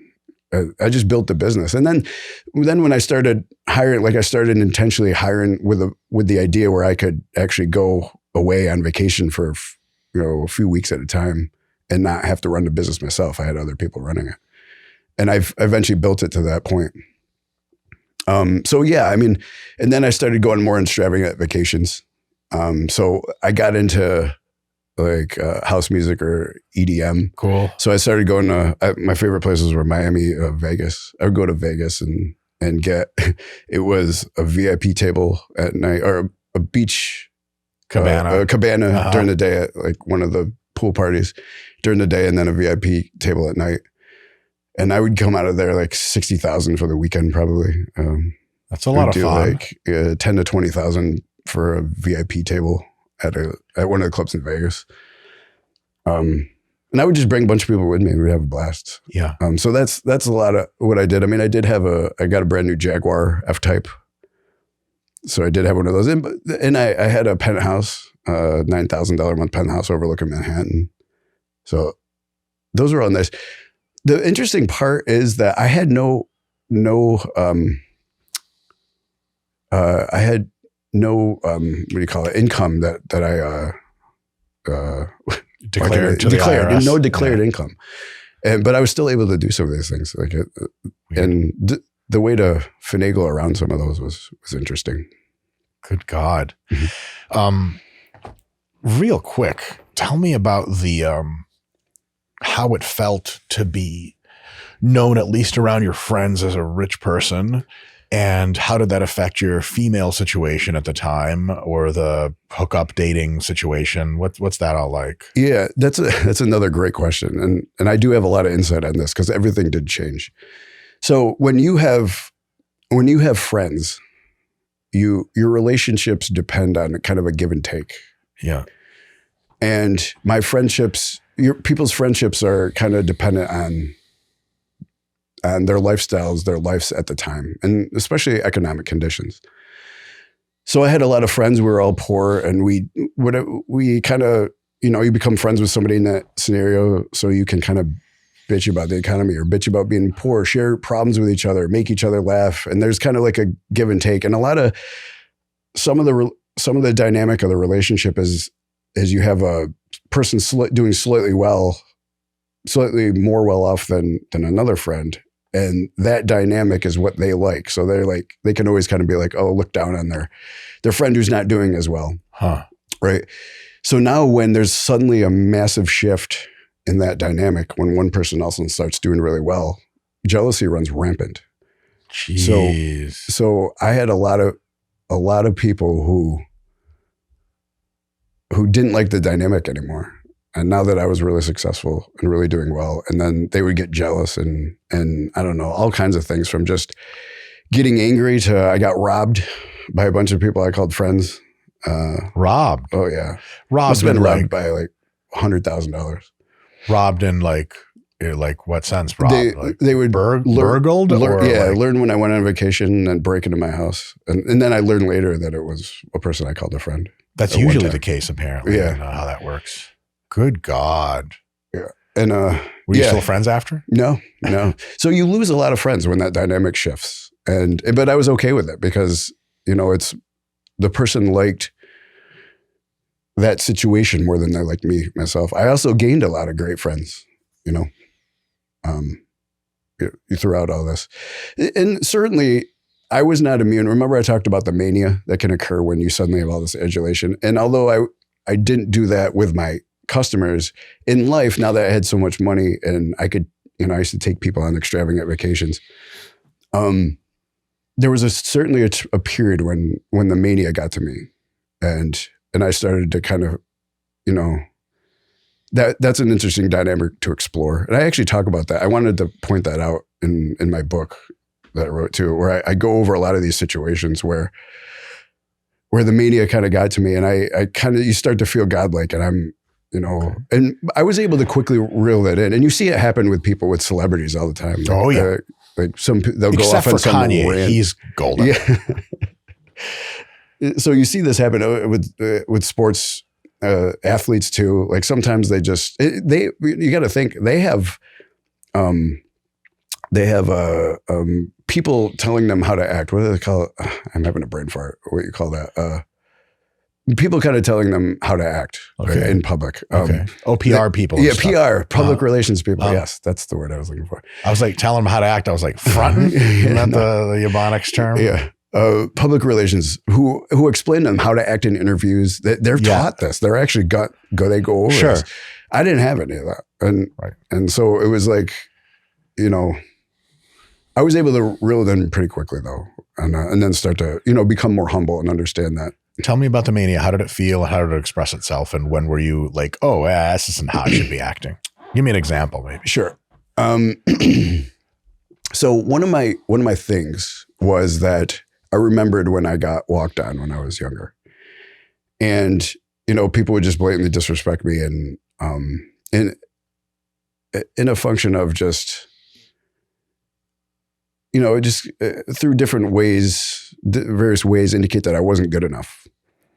So I developed this massive anger when people would in some way insinuate that I wasn't good enough, or that I hadn't, done anything. That anger had been around since a long time, or was that anger that started expressing itself when you knew you were something? Yes, I think it expressed itself more when I knew I was something, and that was part of the mania. It was like, oh, you want to know? And then I would talk a lot about like I made more money in a year than you'll make in your entire life. Yeah, that whole shit. You know, stuff like that. And, you know, so yeah, it started expressing itself more as it became somebody. Right. And so there was some just times when I would just kind of go off and just start screaming at people or something. Again, because they disrespected you. Yeah. Yeah. And it was more of that. It was more of a function of, I'm not going to be disrespected anymore. I don't have to take this shit I don't anymore. have to take this shit. I've proved myself. I've done enough. I built, you know, so, but I was able to rein that in pretty quickly. Did it feel weird after it happened? You were like, oh, that's not a good look. Or were you like, yeah, I should be yelling at people?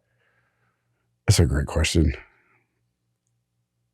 It slowly eased into, I realized I shouldn't be doing that. But like right after it, like I would kind of regret it and say, no, screw that. Like they can't talk to me that way or this and that. And then like as time went on, I was like, I just can't.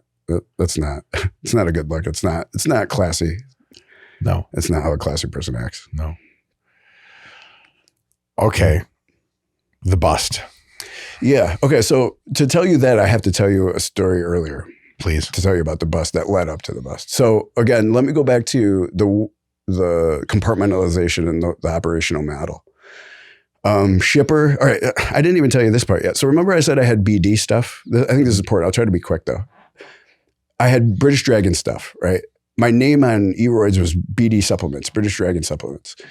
This is another great decision I made that freaking turned everything around. I could have ended like that. My supplier, my guy had, because I just resold his stuff. I didn't make my own. I didn't have a UGL yet. So he had started getting flaky. He would like kind of disappear for a month and then come back, and I would be like, holy crap. Like I ran out of a lot of stuff. Don't do that again. He did it a couple of times and I'm like, okay, like this is bad business. Yeah. I need to build something more robust. Right? I have to have redundancies. I have to build a more robust model. So I had all my eggs in one basket. So I started looking at other suppliers, but the price was higher and I would have to jack my prices up. And one of my things was I was like the best cost. So I just started thinking around. And so I had all the local gym guys and dealers. We all knew each other. And one of the guys, people would tell me, oh yeah, this guy made me this. Now he would just give them a glass vial with some stuff in it, no label on it or anything.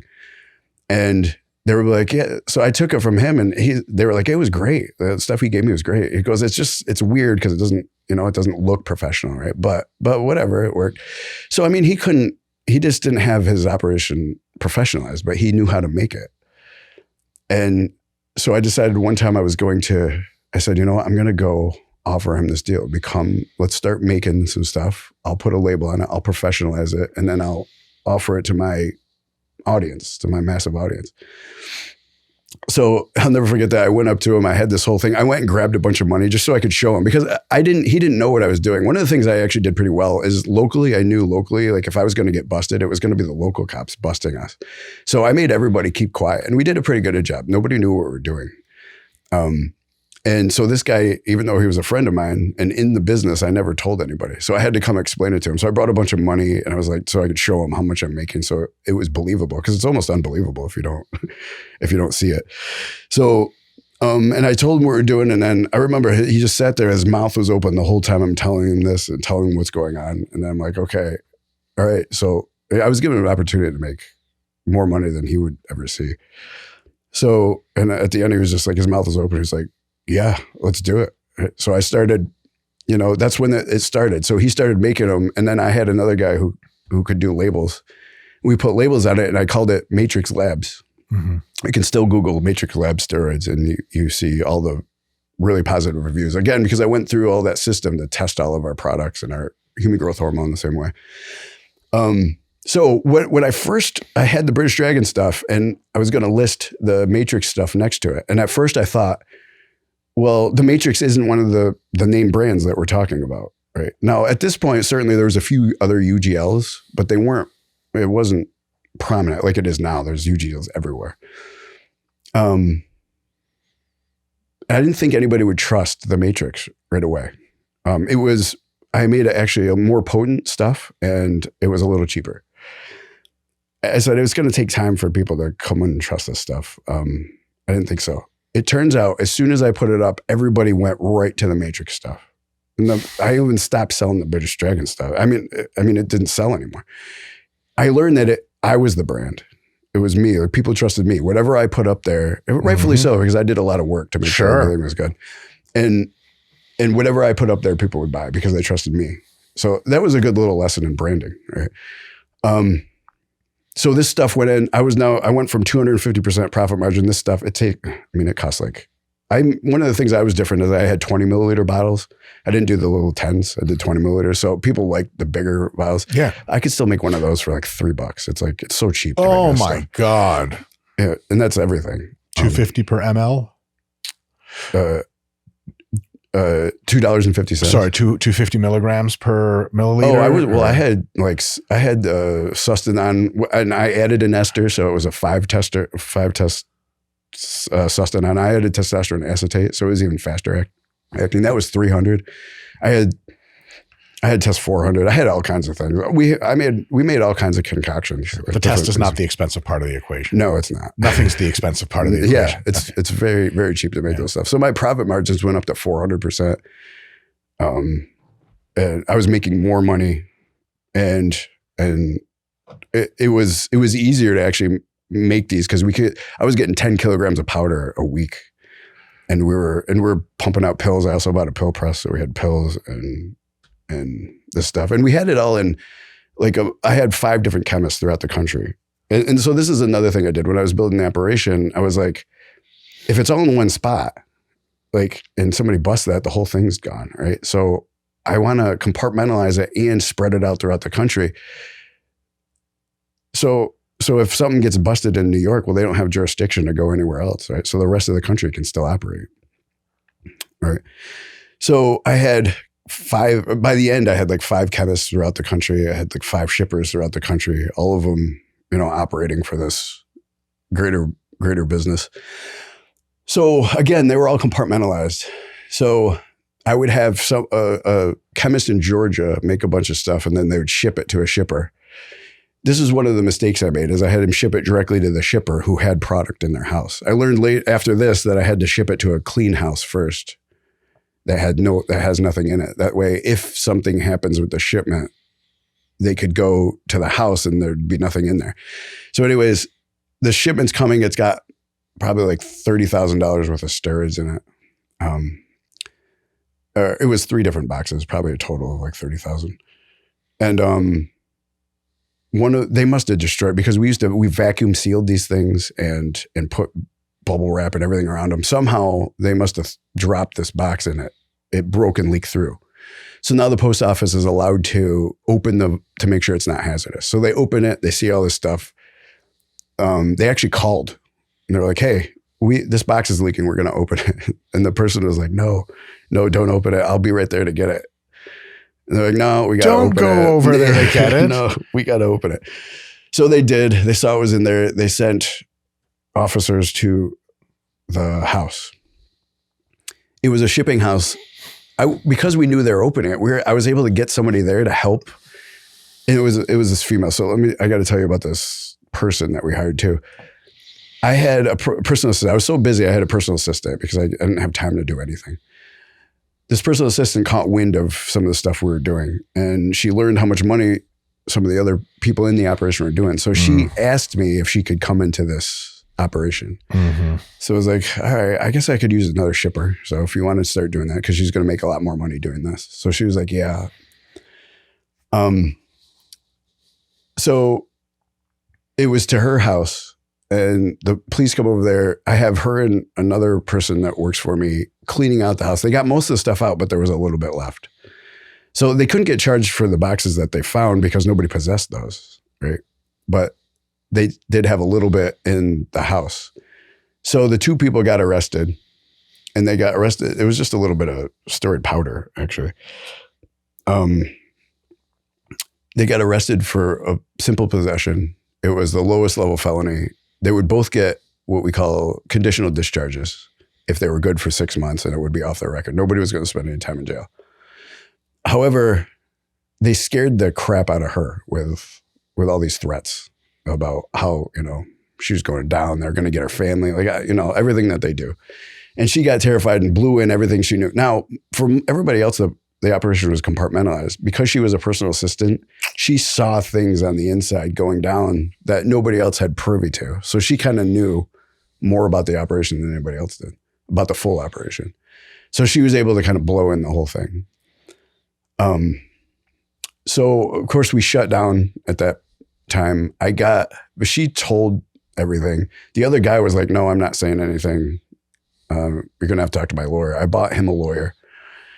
And so, but at least on the case, we had a lawyer on the inside, and the lawyer was feeding us information. And what we shut down. But what they were saying is that, well, this isn't quite big enough for them to take it to the Fed, so it's just going to stay local. These two got low-level felonies. That's all that's going to happen. The Feds will just ignore you if you go for stuff like that. Yeah, right. If it's low enough level, right? Like they won't pick it up. So it was just going to be New York. So about, I don't know, like a month later, we're being fed this information. All the guys were like, the rest of the employees, I had 12 other guys in the operation. They were like, we have this all over the United States for a reason. Like, let's just stay out of New York. We can, they have no jurisdiction to go out of New York. So let's just keep going and we'll just stay out of New York. And all right, okay, is that what everybody wants to do? Okay, let's go. So we just picked up the operation again through the rest of the country, and it got bigger and better. And it took them a little over 2 more years. Turns out the Feds did pick it up in what we call Operation Cyber Juice. Operation Cyber Juice is actually the only sweep that they did for, because it was a thing. Like, you could easily find out, like, wow, there's a lot of steroids being sold online. You can go to these forums, and I can really quickly, as a federal agent, aggregate like the top 10 distributors. Yeah. Like, it's public knowledge. Yeah. And so, like, why don't we come after these people? Is an easy question they could ask. Yeah. And they did. And they did. So, but it took them, they did a little over 2 years of investigation. And, but we went hard, and we got bigger. And there was probably one point, because when another one of these big ones would go down, one of these big UGLs would go down, like all of their business would flood to me. Yeah. Because I was right up there at the top. So I remember when there was one called Big D Pharmaceuticals. When they went down, I got so inundated. Like, I probably was doing, during that time, I was probably doing 500,000 a week. It was freaking crazy. So then one day, I'm in my penthouse overlooking Manhattan. Beautiful view, floor to ceiling windows, beautiful view of Manhattan. I just got back from Vegas. We did a trip in Vegas. So I came back, and I drank a lot back then. I don't drink anymore, but I used to. And so I was recovering, and I'm laying in Vegas. Yeah. So I'm laying in my bed, and at 5 o'clock in the morning, all of a sudden this pound on the door, and my dogs start barking, and I'm like, did I hear that? Like, is somebody really pounding on the door? Did I hear that right? Boom, again, pounding on the door. So now I'm actually getting mad. And my girlfriend at the time gets up, and she goes out there. And I'm like putting my shirt on slowly, putting some pants on, put my shirt on. And then I start walking out. My dogs are barking, going crazy. And I'm out there, and as I meet her out towards the front door, she's coming back and saying, I can't see out the peephole. Somebody has it blocked. And I just get mad. And I'm like, okay, I'm going out there right now to tell these people they can't pound on my door at 5 a.m. So I go rushing out there. I grab the door, I swing it open, and it's about 15 DEA agents with vests and guns pointed at my head. And just like this. And then the guy in front, he puts his hand on the door, and he kind of just goes, okay.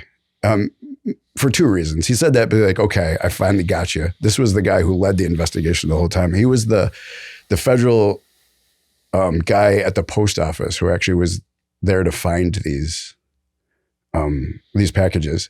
And he told me later that he's the one who pushed for the feds to take it. They weren't going to take it, sure. But he pushed for it. He had this like hard on for me for some reason. Sure. And on the other hand, is just a guy doing his job. That's his job. Yeah. Anyway, so but he also said he was like, okay, also because I'm not violent, I don't have any guns or anything. Sure. So it's like, so he was like, okay, you can put your guns down. Like, okay, I was like, okay, you got me. So they come in, they handcuff us both, they put us on the chair, and they're like, "Do you know why we're here?" And I'm like, "I have no idea why you're here." I knew why they were there, and you know, they told us, and I, you know, right at that time, I don't know why I took some solace in this, but the cops were all looking around my place, and they were like, "This is an amazing place you have here. This is absolutely beautiful." Drug dealing, fellas. I don't know why I took solace in that, but I did. So I didn't even go to jail that night. I got released, and probably one of the worst things that happened or I did was I was out for 2 years before I went to prison. Whoa. And that's just awful. It's just awful time. I know I'm going to prison. I don't know for how long. I don't know. I can't do anything with my life. I actually opened a business called mycustomprotein.com. Where I actually customized proteins based on what people need, and I would make them right there. So I actually opened that, and then I had to shut it down because I had to go to prison. Holy shit! I actually almost made it on Shark Tank. I was like Holy one cut shit. from Shark Tank. I had to do a video, and like they got back to me, and they were like, "Okay, we like your idea."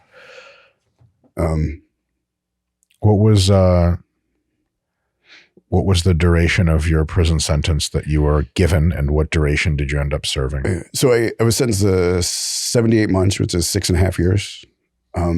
I did a program that got me a year off my sentence, and after a good time, I did about 4.5. 4.5. Yeah, and I just got off probation last month. State prison or federal prison? Federal. Federal. Mm-hmm. What kind of mix of inmates? All types, or nonviolent, violent, everyone? Yeah. So when you first go to prison, you go in what they call reception, and this is a mix of everybody. They bring everybody together, and then you get shipped off to your prisons, whatever security level you are. Was that scary?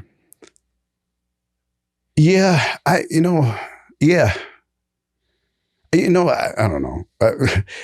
Prison sucks. It's terrible. There's also a lot of people in prison who shouldn't be there, who do not need to be there. The prison is full of people. People there for crimes that hurt no one. Yeah, right. And a lot of it, shit. So one of the things I did is, again, like this is one of the reasons why prison wasn't that bad for me. I realized that, okay, one of the ways to be respected is to help everybody. So how can I do that? And I had problems with my own case, so I started studying the law in regards to my own case. And then once I did that, I kind of had an idea. So I just started studying the law to help other people. So I became what's known as the main J-House lawyer. It's, and most prisons have one. It's somebody who just kind of really starts researching the law and just understands it and can help people. So I wrote hundreds of habeas corpus petitions, hundreds of motions to the court. I wrote a motion to the court for this one guy who did 22 years nonviolent for marijuana. What? He was in prison for 22 years for marijuana, and it's becoming legal, and it's going to be federally legal here sometime pretty soon. 22 years, not violent, no gun in his case, not a lick of violence. 22 years. That's crazy. It was crazy. Like that's what I mean. Like that stuff still exists. There's people in prison for things like that. A lot of people in prison. So one of the things I learned the most is that there's a lot of people. There's people who belong in prison, people who need to be there. Because they hurt people and rob people when they're out. That's just what they do. Yeah. Yes. And there's certainly people who need to be there. Most of the people in prison are not bad people. They didn't intend to hurt anybody, and a lot of them didn't hurt anybody. Sure. And it's more like stigma. Again, marijuana. Like, why would anybody do any time in prison for marijuana? But there's a lot of people who still are. But alcohol's legal, whatever. Yeah, right. And there's a lot of good guys in there. There's a lot of good people in there who really just want to help people. So now we can, like you made the comment earlier about crack, right? The crack dealer, he sold me crack. And that's not helping anybody. And it's not. Crack is bad. Drugs are, a lot of drugs are bad. Testosterone's not bad. But a lot of the recreational drugs are bad. However, when we think about, and this is what I wanted to bring you into the mentality of a drug dealer, like how does somebody run an operation to this kind of extreme? Because I was in with a lot of very large drug dealers. it's the whole dose response, right? Is when you're helping somebody and their social cues that show you appreciation and admiration, that triggers a dose response. Now, and this is an evolutionary mechanism. When you help people, you get reward, right? So it makes you keep wanting to do that thing that helped other people survive, right? Now, the evolutionary mechanism of the dose response can't tell the difference between helping somebody in a positive way or helping somebody in a negative way. It looks like you're helping them to That's them right. and They to show you. you appreciation. They show you respect. So these drug dealers are just working on a passion of an evolutionary mechanism that we evolved. We didn't evolve to look at the long-term consequence of what you're actually helping with. That's not a part of it. It's immediately you get recognition, respect, admiration for giving somebody crack or cocaine. I only say that so that, and I'm not saying it's okay. Like everybody should go out there and sell crack and cocaine. That's okay. But I'm just trying to bring somebody into the mentality of somebody who runs a giant organization, like a huge enterprise like this. It's not, these people aren't evil. They're not thinking, I'm hurting people and killing people. That's not it at all. These are very helpful guys. They're ready to give the shirt off their back for you and to help people. And it's just, again, you just don't make that long-term connection. We didn't evolve that mechanism. Yeah, that makes a lot of sense. Did you were you surprised about the release date, or did you know your release date well in advance? No. So I did get more time than I should have. And I actually did my own appeals. And it's part of the criminal justice reform is absolutely necessary. The prisons are just this. I mean, one of the main reasons people go to prison is that they don't know what else to do.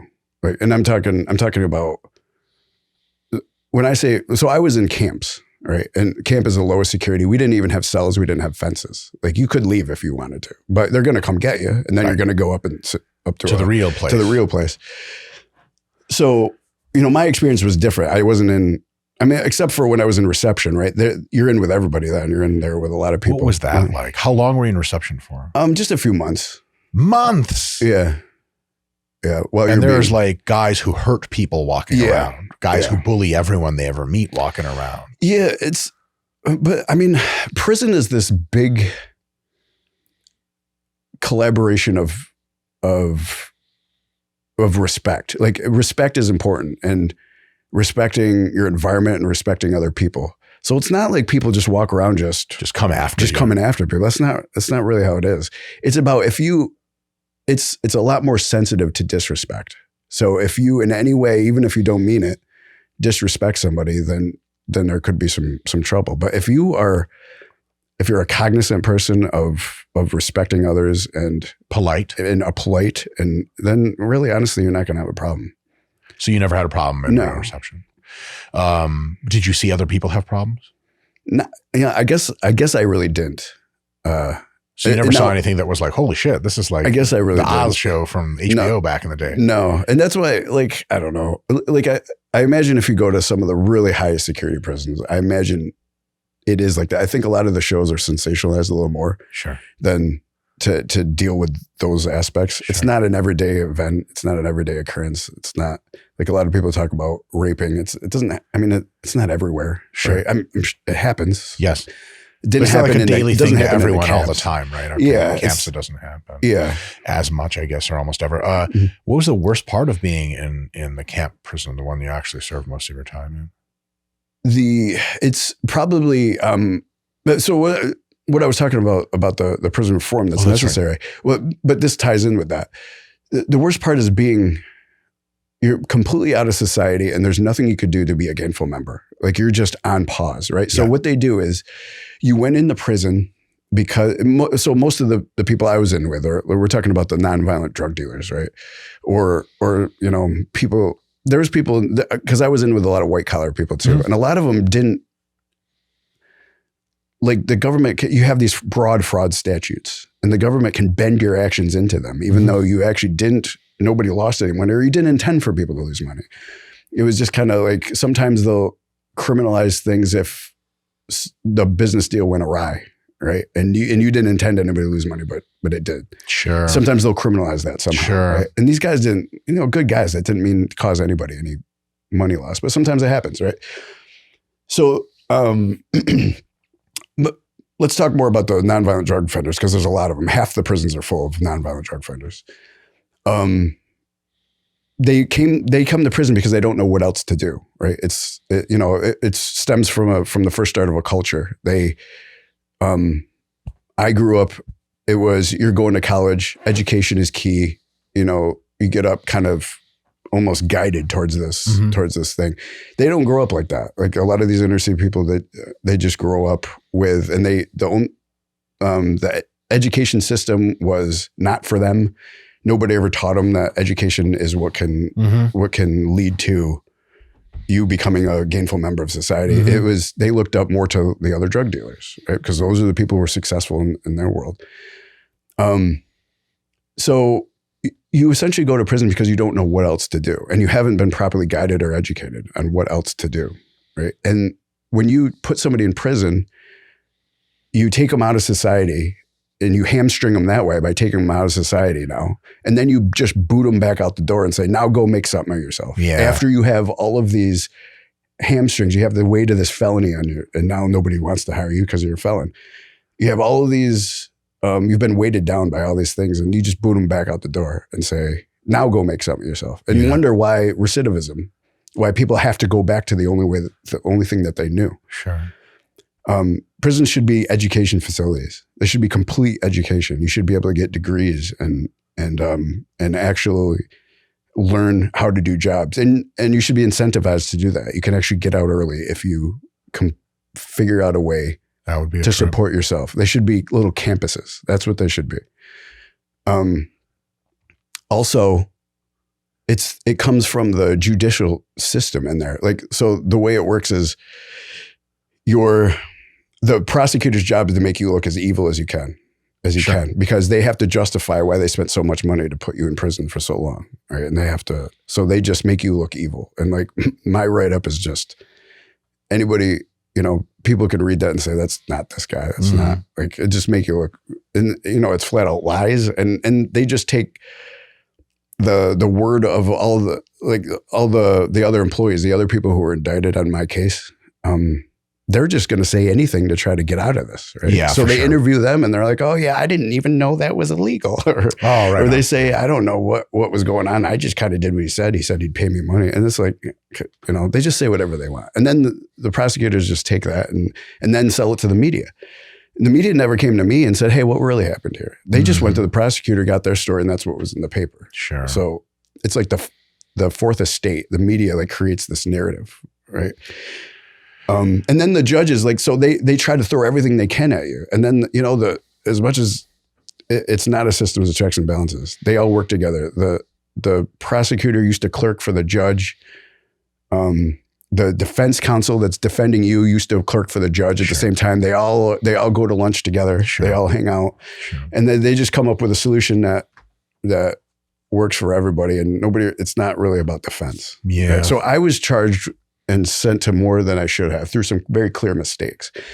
When you get in there and you start looking at, so that's one of the things I did. I became the jail hustler. I looked at a lot of people's cases. When you get in there and start looking at this, and I'm not the first one to say this, trying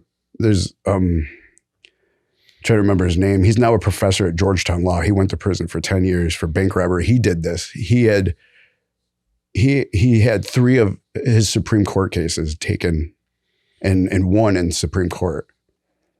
And he was just a prisoner, and he took cases to the Supreme Court. And now he's a professor of law at Georgetown. And he says the same thing. The prisons are full of people who are doing, sometimes in some cases, decades more time than they should have. It's just nobody piled through their case and actually saw that some of these charges were just unnecessary or shouldn't have been charged. And that's exactly what happened to me. And that's what happens to more than half of the people in prisons. Is they're so complex that, and the prosecutor just throws everything they can at them and to see what stick, and usually too much sticks, and people are doing more time than they legally should be. How did you figure out when you were going to get out? You mean the amount of time I had or what I was? Like, what point? So you started serving your prison sentence. Yeah. And you thought it was going to be for 6 years. Yeah. And then at what point did it turn into fewer? Oh, okay. And then at what point did you become aware of the fact, like, hey, here's your release date, and this is when you're going to be free again? Yeah. Okay. So first, let me tell you about when I was in court, and my lawyer and I had estimated about 4 years, because that's about how much I should have gotten. When the judge came out and said we sentenced you to 78 months, it just hit me like a freaking, that's like 2.5 more years than I expected to get. And my whole body just went, like, I'm just sitting there with my eyes open, like, did he just say that? Like, I'm 2 more years. Like, this is a significant amount of time. So, I mean, there was that. And I'm like, what happened? And that's what prompted me when I got to prison. I got to figure out what happened here, because I shouldn't have been sentenced to that. And at the time, I didn't study it enough to know. And then I dissected it later and I found that there was problems in my case. I should have gotten 2.5 years less than I did. So when I was in there, you see these counselors, and because I had the right qualifications, I was eligible for the RDAP program, and they told me that in there. And then RDAP gets you 12 months off of your sentence. So I was like, oh, okay. So now I only have to do 5.5 years. And then there's like good time, and good time will be, so I'm like, oh, okay, I get more time off. So, but still, like, to somebody, 4 years was just like an insurmountable. I can't even fathom the amount of time that is in a prison. I mean, but what I have to say is the prospect of doing prison time is worse than actually doing the prison time. Like, the worst thing is being out of society and not being able to contribute. And, of course you can't, I mean, you just kind of lose touch with everybody and you can't do anything. And you just feel like this, you just sit there and you just get into these routines. I mean, the best thing you could do is you get in this routine and you do this all day, and you just do that. What was your day. routine? It was usually like get up, read. So I had a couple different jobs. You have jobs while you're in prison too. Like that's how the prisons support themselves, is that the inmates do the the cleaning or all the functions. And one of my jobs, this was actually really rewarding, was I was a tutor to get people their GEDs. Oh, really cool. And it was really neat. I taught some people to read who couldn't read. And I got them to write their first letter to their wives. Wow. That they have ever written. And that's really rewarding. That's really neat. And I got a lot of people their GEDs. So you did your job. Yeah. Yeah. So that's what I did. During the day I would get up, do that, and then go work out. And then when you're in prison, like, you have to take pleasure in the simple things. So meal times are like, everybody gets excited. What are we having today? Because it's one of the only things you can look forward to. Food gives you a dose response because it's something that helps you survive. So you get that dose response. So you got a pretty decent hedonic adaptation where at some point prison was like, well, this isn't like the worst thing in the world, basically. Yeah. The human brain is incredible. A lot of the guys were like, you laughed a lot. Yeah. I mean, it sucked, but it wasn't that bad. I mean, I was in a camp too, so like, I mean, bit different than lockup type of situation. Yeah, right. There's no cells. It's just like dorm rooms. Sure. When did you start to get antsy when you knew your release was coming up soon? Yeah. How antsy? So most people don't have the incentive to prepare or to do anything for their futures while they're in prison. I just put it in my mind that I was doing that. I read voraciously. I actually wrote the business plan for my hormonesforme.com, my TRT clinic. I wrote the business plan in prison. So you get nervous about, okay, like, again, I spent all this time out of society. Now I'm going to get booted out and expected to produce right away. And a lot of times, and that gets nerve wracking. And as you get closer to, you start to get, I don't know, like, I started to get angry at things you have to bite your tongue at earlier. Like, so it's like, I don't know, just some people's attitudes are like, you're around people all the time, and you have to just be meek and keep to yourself. Right. Otherwise, you're going to be there for longer or have a worse time. Yeah, right. As you start getting closer, though, like, some of the things you almost like, you don't want to take it anymore. Right. It's like, so you start, I almost started acting out a couple of times. I was like, oh crap, I'm going to, and I don't know if some of that was the anxiety of getting out too, because now I'm expected to produce. Like life in prison is easy. Like zero expectations. There's no expectations, and you know what you have to do every day, and you do that thing, and you do your routine, and that's it. And you get fed your meals. Now I got to go build something. I got to go do it legally. It's incredibly anxiety driving. And so, there was a lot of anxiety about getting out. Like, and a lot of people pull a muscle, like getting out, or I say pull a muscle, but you make some moves. Like I had some, like, so one of the things I did is before I left in 2016, I had some money and I said, this Bitcoin thing, I don't know what it is exactly, but I'm not going to leave the money that I had. I only had like 12 grand or something. I'm not going to just leave it in a bank account. Like it's not doing anything. I'm just going to put it all in this Bitcoin thing. I don't know. We'll see what happens. That was a fucking move. Freaking went from, I bought it at like 900 to 1500. And it was, when I got out, it was like 64,000. It's nice. Yeah. Yeah. So I got lucky. Right. So, but then I get out and I'm like, okay, I have to catch up for all this time. And I pulled some of my money out of Bitcoin. This is right when the Biden administration started, Trump ended. And I pulled some out and put it in the stock, and then the freaking stock market freaking tanked like nothing before. So, you kind of pull some muscles. It's like, I should have been like, let me just really get a good survey of the economy and society and then make decisions slowly. But you want to make up for lost time. So I pulled a couple muscles. But ended up on your feet. Yeah. Yeah. And then I just executed this business plan and who we are. Give me a quick rundown of what hormonesforme.com is and what's the mission and how can you help folks? Yeah. Thank you. So again, I've always been about helping people. It's about utilizing the massive aggregation of data that I've aggregated over the decades to really customize protocols to really help people. There's a lot of just lack of understanding about how to do this. And I have been very adept. I've successfully guided over 20,000 people through the use of hormones. I've just seen everything. I've done it on such a vast level. And it's about customization. Everybody's different. And it's about developing a methodology to figure out how to yield the best results for each individual. And I can use the different derivatives too. Like there's a lot of people who are scared of derivatives, don't really understand them. I do. I've seen them on a vast level. And there's certain instances where they're really, really beneficial. Really like what kind of derivatives? Well, I would say nandrolone. Nandrolone is underutilized and incredibly beneficial derivative. Oxandrolone, oxandrolone is incredibly beneficial. There's a narrative that you can't take it for too long. It can cause problems. And, if you take too much of it for too long, certainly. Yeah. Right. And, but there are doses, there's studies that we've gone over where we've given burn victims. It's really good for burn victims because it doesn't convert to estrogen. Estrogen causes a problem in burn victims. So you really need that. You need the anabolism for protein synthesis without the estrogen conversion. So that's why oxandrolone really works well for burn victims. And so we have studies done on burn victims where they've taken oxandrolone in the right doses, and it's lower doses, but not too low either.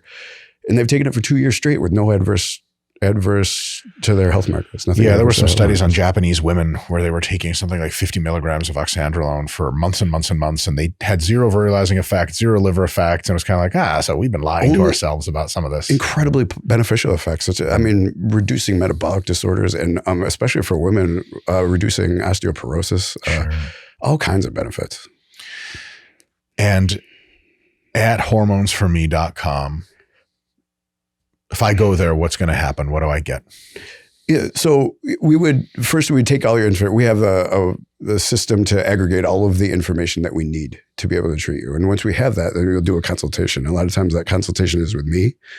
And so, the way this works is I have a felony. Like, how can I help people design protocols? Well, So I own what's called the Management Services Organization, which manages all the administrative functions of a medical clinic, specifically for HRT, TRT. Now, I am allowed to suggest and help design protocols, and I put all that information and all my notes in front of the provider, and the provider has the last say. So that's Sure. how, and I partner with the provider. They have the final say, so that's how all of this is completely legitimate and legal. Now, I have picked providers who share my philosophy, who we share the vision of how this should be done. So a lot of times they agree with what I say. They don't always. Sometimes they'll change the protocol, but usually they agree with what I've designed and how for people. So that's what we do. I take all the notes, I'll put it all right in front of the provider so he can see everything all at once, and then. But I'll give you the consultation. I'll kind of say, this is what I see. This is what, and it's very customized and individualized. So basically people get your wisdom, but it's all above board. Yes. Yeah. It's all legitimate with long-term health and safety in mind. So it's, but with effective doses, right? Sure. And customized to each individual. I think like one of the big problems is the stigmatization of all of these compounds. People are so afraid to use them. And a lot of times, like we underdose people or don't use adequate protocols. Like you have to know the pharmacokinetics of what you're using and the route of administration you're using. Creams are very fast acting. And I see people coming to me, they're taking, especially females, they're taking estrogen cream once a day, 3 days per out of the week. Yeah, it's not going to cut it. It's just those times you use it, it spikes your levels and then it goes back down and then you have the half-life for a cream is only like 6 to 8 hours or something like that. So creams need to be used twice a day, at least, if not more. And so it's understanding all of those things and putting it all together. Like what is going to stabilize your levels? What do you need as an individual? And that's what I'll do a consultation about and figure out the best way to help each individually based.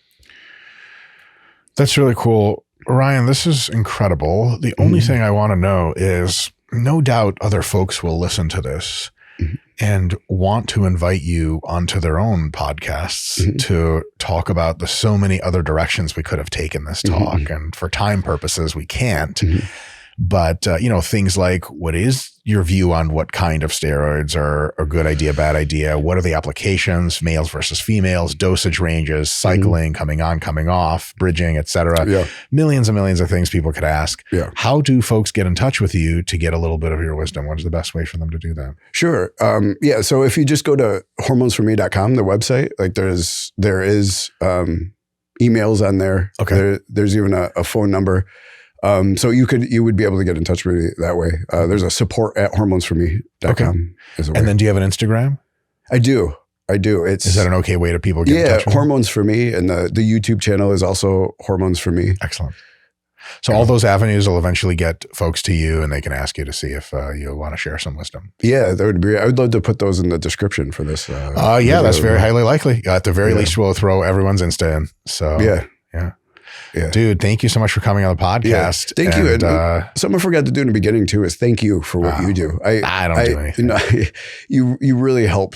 Obviously millions and millions of people, and I meant to say that in the beginning. And I've learned a lot from you, and I really appreciate what you're doing. And you're really helping people. And that's the most, when it all comes down to it, that's the most important thing. Yeah. I mean, for me, I just want to screw over as many people as possible, get as much money as I can, and then run. Unfortunately, I've had to help a lot of people along the way. I'm not proud of that. Ryan, thank you so much for the kind words, man. Thank you so much for your wisdom. It's been an awesome time. Folks, check this guy out. I can sit here for another 6 hours and yap, but unfortunately, Scott has a thing where he yells at me to continue to do my other jobs. See you guys next time. Thank you.